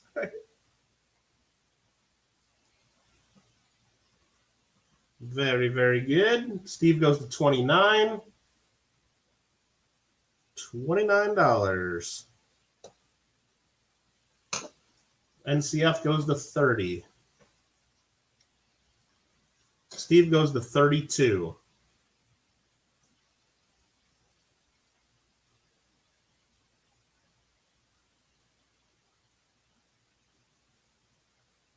Steve Woods at 32. Garrett comes to 31, but we had a prior 32.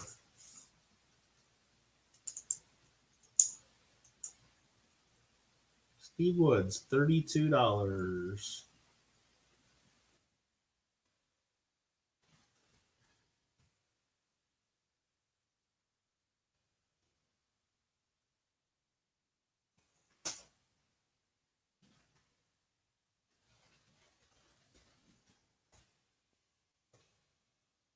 Let's make sure that holds up. I think it does. Steve Woods. Congratulations. Thank you for the bids. Next up, just a few quarters. Just a few quarters. 3 lots left. That's it. 3 lots left. This here is the 2020 S Silver Proof Quarter set. You get the back quarter that everybody loves. What's the other ones? The Salt River Bay, Weir Farm, Marsh, Billings, Rockefeller, and the Tallgrass Prairie. And these are 3.9 silver. Thanks to Mint for screwing that up. No more 90%. Now it's 3.9 silver. No box or paperwork with this, just the lens with the 5 silver quarters. Ed goes to $35. JW says these are fire. And JW, thanks again for getting me a free game. I played that SRX Racing a little bit earlier when it got done downloading. Made me scramble to get ready for this meeting because I was playing the SRX. But I got through like the tutorial and I started a racing team. And I got through there's 3 big exhibition races. I did those. Didn't really do that great. I think I might have to adjust the controller just a little bit, but really cool. NCF's at $38 for the 5 beautiful quarters. That back quarter is just so cool, isn't it? I got to look at that again. Let's just look at that. That's the coolest.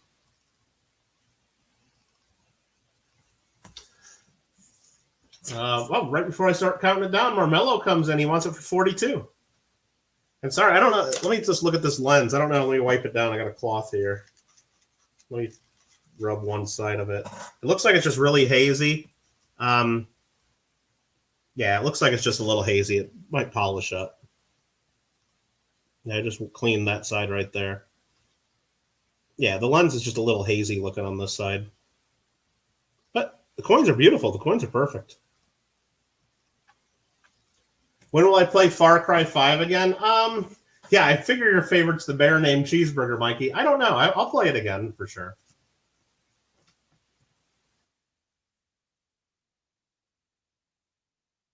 Yeah, that's what everybody thinks, Pine Creek, pretty much. But it'd be more suspicious if there was a lab, like a laboratory on the quarter, right? Because isn't that where it really came from? We don't get political or talk about stuff like that, though. So we're not going to get into that, right? Who got that? Marmello? You want some quarters? All right, Marmello's getting some quarters. Thank you, Mr. Marmello. Next up, $3 silver. $3 silver. I did, Rich. I don't know if you saw the last time I played. I at the very end of the thing, after I think it was after I spent like an hour trying to do one of those wingsuit missions, I got the cheeseburger bear. So we got 3 Morgan silver dollars, 1921. Let's get the scope out. There's a P, a D, and an S. We'll just show these, but we're already bid up to $75. That's only $25 a coin. That's still a steal.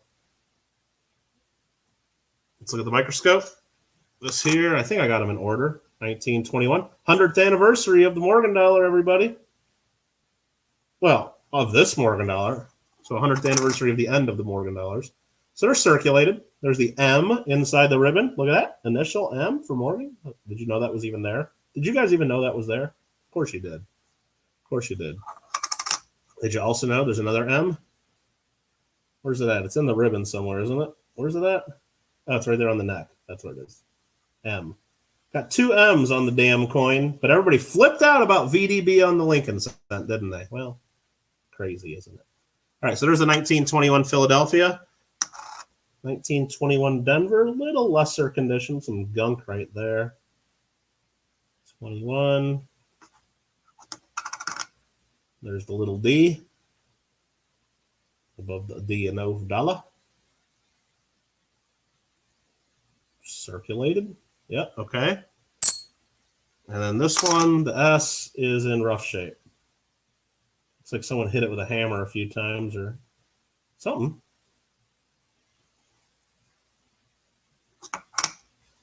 But there's the S.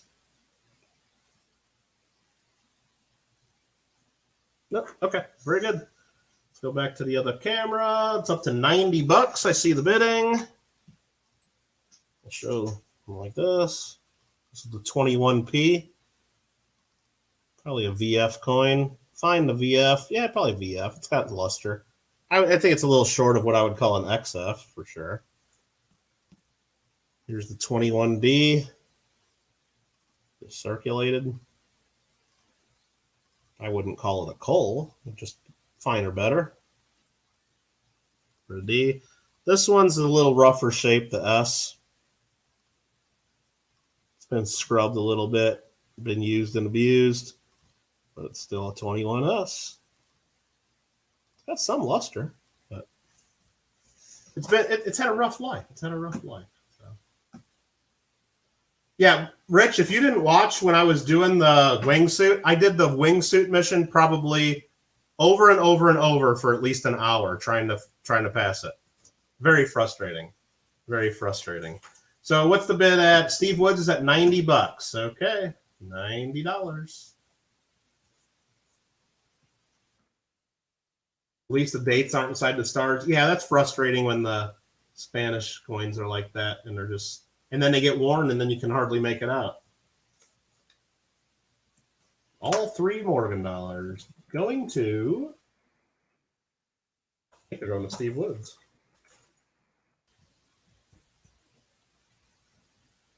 And they are. I'll even put those in some plastic flips, probably. Probably. Last, but not least, is lot number 15. 1938 Denver Buffalo Nickel in NGC MS 66 condition. Beautiful. It's a beautiful coin. Yeah, and while we're doing this one, I just want to thank everyone for being here for our meeting.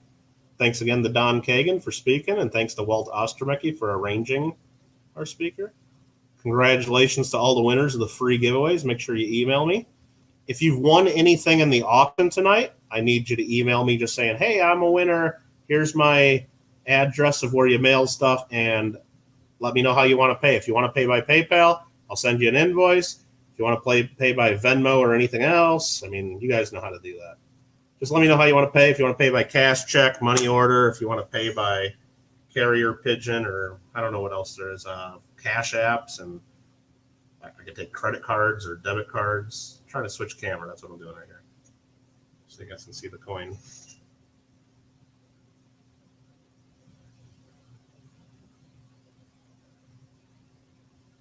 Really nice high grade buffalo nickel.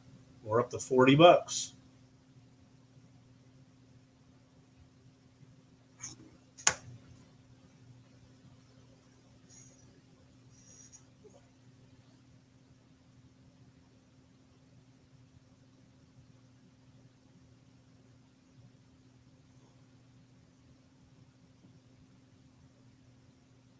Yeah, the microscope just really doesn't show the luster too well on it. It's mostly the lighting, but it shows you the detail more, just so you can see what you're getting.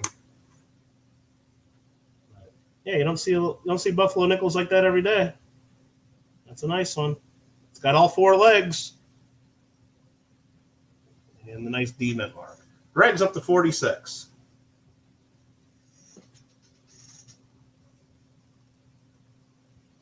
This is a better look of what the luster really looks like. Here, I'll actually move my light and get too much light on it. Let's do this. You can see how much of a blazer it is.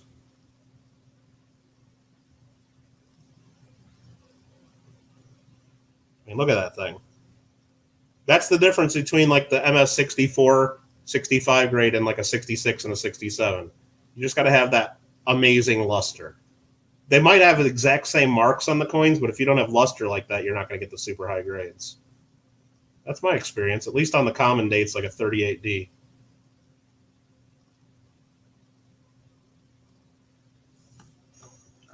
Get that light out of there. It's way too bright. Way too bright. Gringo at 48. Wish you knew the grades of the ones you have in PCGS and ANX Capital so you could have the trifecta. Are you going to be at the Arcadia show this weekend? I'm not going to have a table there, Change Exchange. I got something else going on tomorrow that keeps me from doing the show. I'm planning on, if I can get enough stuff done, I'm planning on actually going to the show, though, because I haven't been to a coin show in over a year. I need to go to a coin show. I need to be with my people. I need to be with my people. I'm planning on trying to go there Sunday to at least stop in and waste a bunch of money and stuff, and to see some people, why not? I'm going to try to make an appearance. Usually eat during this meetings. Last time was beef jerky and chips. And this time, like cheese and mangoes, huh? Well, not bad, not bad.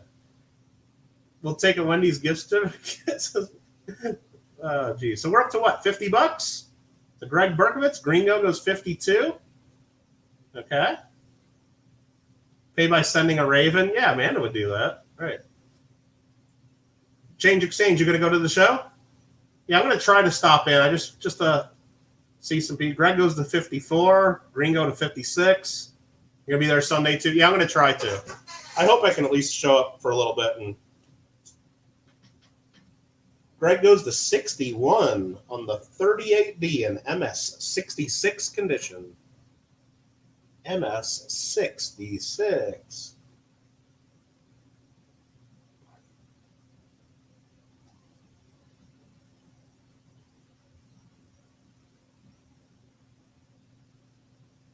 Hope to come. We got so many plans this weekend. Yeah. No, but I will be doing, I do have a table. I'm sharing a table with another friend of mine at the Buena Park show, July 2nd through 4th. So I definitely have that weekend reserved to do coin show.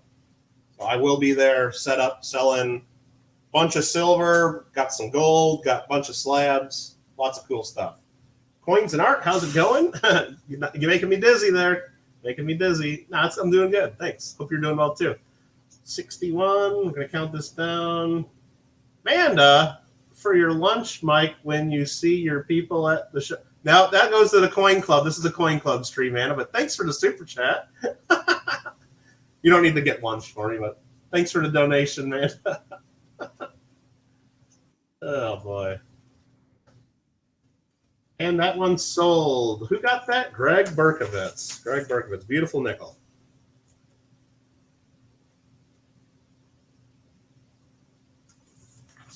All right.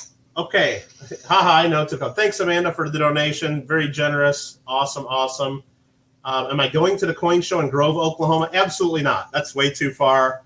Yeah, I can't go to. I'm not going to Oklahoma for. So I can't do that. But it sounds like you guys are gonna see a lot of people there, and it'll be a fun show. You're in Sequoia National Park around then.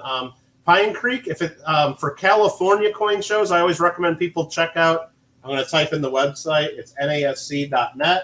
For national coin shows, anywhere else in the country, I always check coinzip.com, and they would have pretty much. If they're not on either of those sites, I don't know where it would be.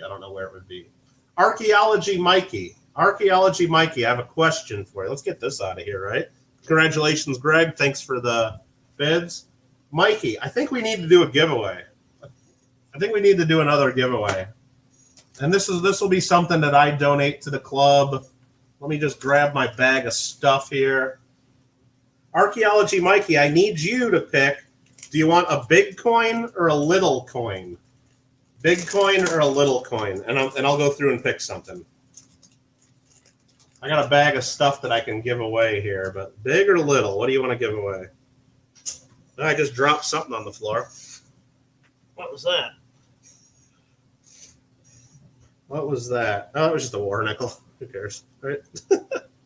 Big or little? What are we going to give away? Little gold coin? No, we're not giving away any Bitcoins. We're giving away real coins. We're not giving away imaginary money.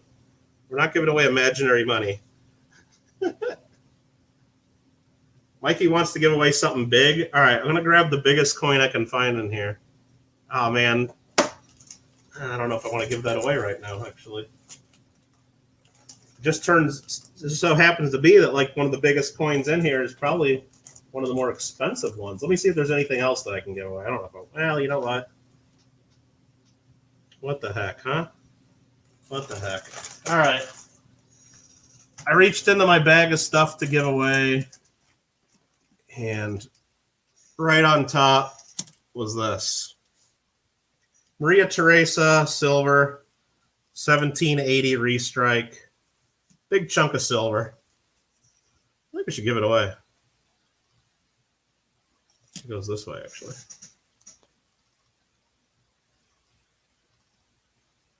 How about that? So how are we going to give it away? What we're going to do is Don doesn't want to have to reach in and grab another ticket because he hasn't been writing down names of everybody that's come in since.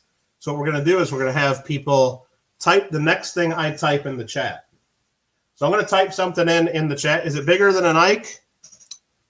Yes, it's bigger than an Ike. This is a gold-plated Ike. I just happen to have it sitting on my desk. But yes, it's slightly bigger than an Ike. So the way you're going to get in on this giveaway is everyone's going to have an equal chance. I'm going to roll some dice, to pick the winner. Everyone has an equal chance of winning. One guess per person. All you got to do is type what I type. So it's not even a guess. It's just you type in one time. Spelling counts. And no retracting comments. If you mess up, you don't win. You don't have a chance. No retracting. One time per person. No cheating. And everybody's going to have an equal chance to win. All you got to do is type the next thing I type in. Capital versus small letters. I don't care about that. But yeah, these are cool. These are, I don't even know how, just in silver value, these things are probably over $20 now. Probably well over $20. I don't even know. But anyway, let's go ahead. Let's do this giveaway. Good luck, everybody.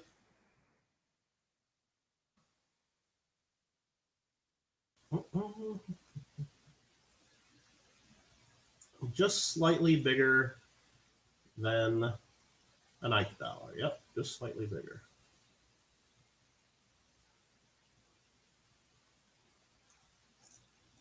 So everybody's typing in GCC for Glendale Coin Club, aren't they? Okay, that works.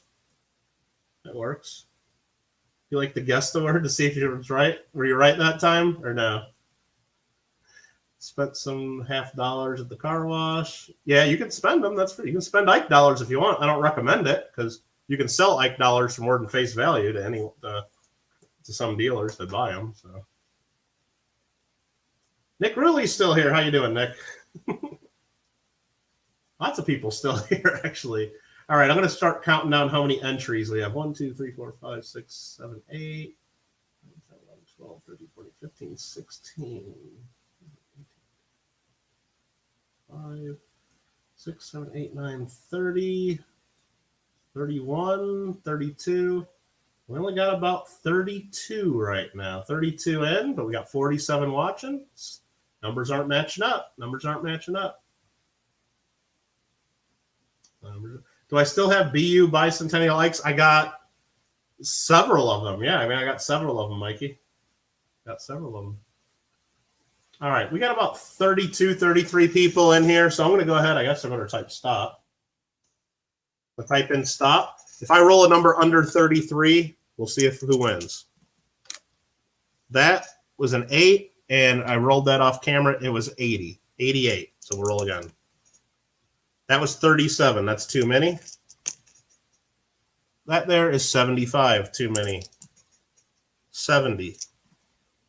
41. We could be here all day.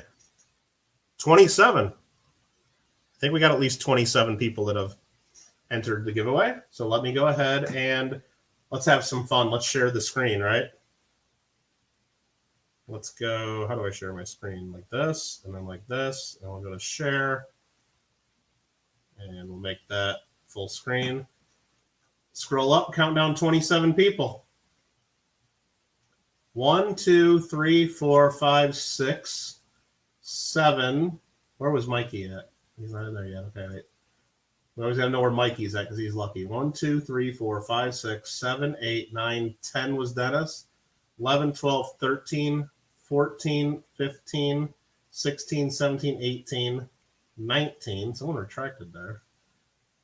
Was that 19? 20, 21, 22, 23, 24, 25, 26, 27. It looks like might be Ed. Let me double count that because I think I messed up.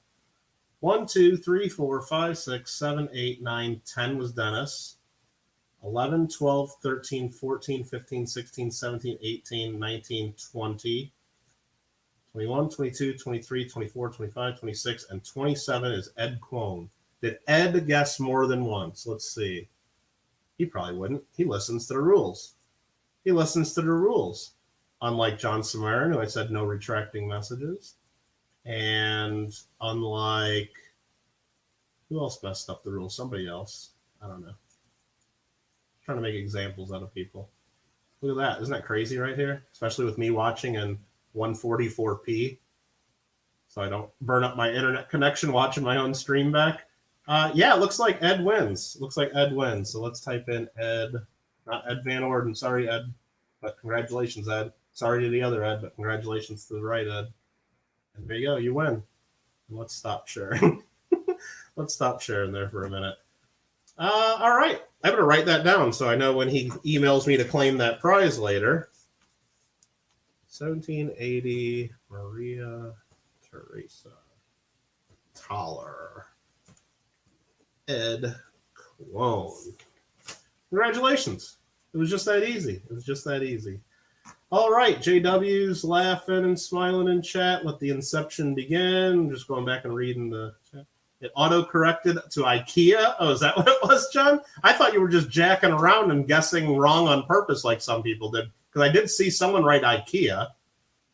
So being first was definitely going to say, hey, you got just as everyone had an equal chance of winning right there. Everyone had an equal chance. It's the most fair giveaway that there is on all of YouTube. You can show me anybody else's giveaways on YouTube, and I can show you how it's rigged against you. But I won't do that because I'm not a complete jerk. And no, they're not really all rigged against you. But no, this is about as fair as I can think of.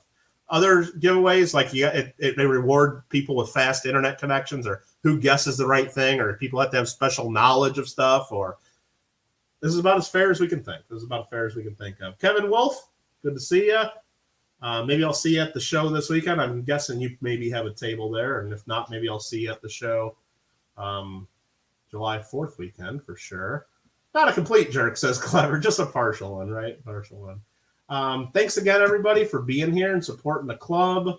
Thanks again for being parts of our meeting and all the people that submitted show and tell. Awesome, awesome, awesome. Scott hasn't won a giveaway in 7 years. Well, you still have a chance. You still have a chance. Don Barry, you got anything else to say tonight, or what are you showing off there? They said give away a little gold coin. I brought it up, but you gave away something else. So okay. Well, Mikey chose big. So I know. This one is little. So yeah, I'll take a little bit of gold, especially at the prices of like $1,900 an ounce or whatever it's at. Yeah. Isn't that crazy? Yeah. I saw someone advertising today on Facebook. They were selling Dos Pesos for $125 each, and they sold immediately. Yeah, they have a premium because they're small. So that's nuts. We used to give those away like every month at the club almost. Sometimes two. Sometimes the top two prizes were gold Dos Pesos. Yeah, exactly. Yeah, that's crazy. Okay, you didn't know zero was an option? Yeah, there's zeros. We've actually rolled 007 for Mikey. Now, actually, he won the other day. It was 008, and he actually won it. And I think I wrote on the note when I sent him his giveaway, congratulations to Mikey at 008 or something like that. That's funny. I don't think maybe he didn't understand what I was talking about. He probably didn't. All right. I think we're done. What do you think, Don? You're going to go play some Minecraft? I'm going to play some Minecraft, as usual. Some old Minecraft, huh? Very old Minecraft, yes. Mikey wants to do another giveaway for the gold. Well, that's not my coin. Can't do it, Mikey. Sorry, Mikey. Maybe next time you'll pick the small one. Show's over, Mikey. Show's over. Marmello says, I'm back. What did it... Well, I don't know what you missed, Marmello. I don't know how long you've been gone. But you know what? As JW says, we recorded the meeting just for you, so you can watch the whole thing back. We recorded it just for you. That's right. All right. Yeah, so anyway, if you guys are just feeling like you need to go to a coin show, there's one this weekend in Arcadia. Otherwise, what else is going on, Don? I know there's I'm going to do an auction on my channel, some stuff next weekend. And then what else do we got going on? Buena Park, July 2nd through the 4th. Yeah, that's coming. Yeah, that'll be nice. I'll be there. Cool. All right. I don't know. I think that's it for tonight. An invoice, or do I need to send an email? Yeah, I can send invoices. Yep, that's the plan, Larry. That's the plan. I probably won't do it tonight, though. I'm tired. I gotta go play some video games. It's got a game. Come on now. Yeah. Oh well, JW got me a free racing game today. Oh. Yeah, well, he entered some. He's been playing that SRX racing game that just came out. Okay. And he entered a giveaway on, I think it was Facebook. Yeah. Where you got to nominate someone else to win if you already have the game, and I guess he got picked as the lucky winner, which means I got picked as the lucky winner. Really nice. Yeah, that was really sweet. So I was playing that a little earlier today, and I'm probably gonna be stuck in that. So Mark says, "Please hold that coin until I see you at Buena Park." Oh yeah, definitely, Mark, definitely. And actually, I got another little pile of coins here that other people from the club have won. I've been holding a whole bunch of stuff, so I know I got one on my desk right here, a 2020 Silver Eagle. Winner Nick Ruley right here on my desk. So Nick, I got a coin for you. The Silver Eagle. It's been sitting here. You'll get it when I see you for sure. Unless you wanted it in the mail sooner. So very good. Going right back to RFT, says JW. All right. Sounds good. And I'm done. Thanks for being here. Next month, second Friday, I would anticipate being here on YouTube. I know the library's starting to open up for people to come in and use the internet for an hour, like if you don't have internet at home and things like that. As far as I know, the community meeting room is not open and is not opening soon. Not yet. I'm being told. That might change by next month, but I'm planning on YouTube for next month. So that's what I'm planning for. And Walt Osterbecki will be our speaker. And then we were already planning the August meeting, and I believe Phil Iverson will be speaking. So cool. So yeah, I would, and even when we do start meeting back at the library, we'll probably still have to do something with YouTube because we'll have too many sad people if we don't. Cool. All right. Thanks for watching, everybody. You guys have a great weekend. Bye. Bye.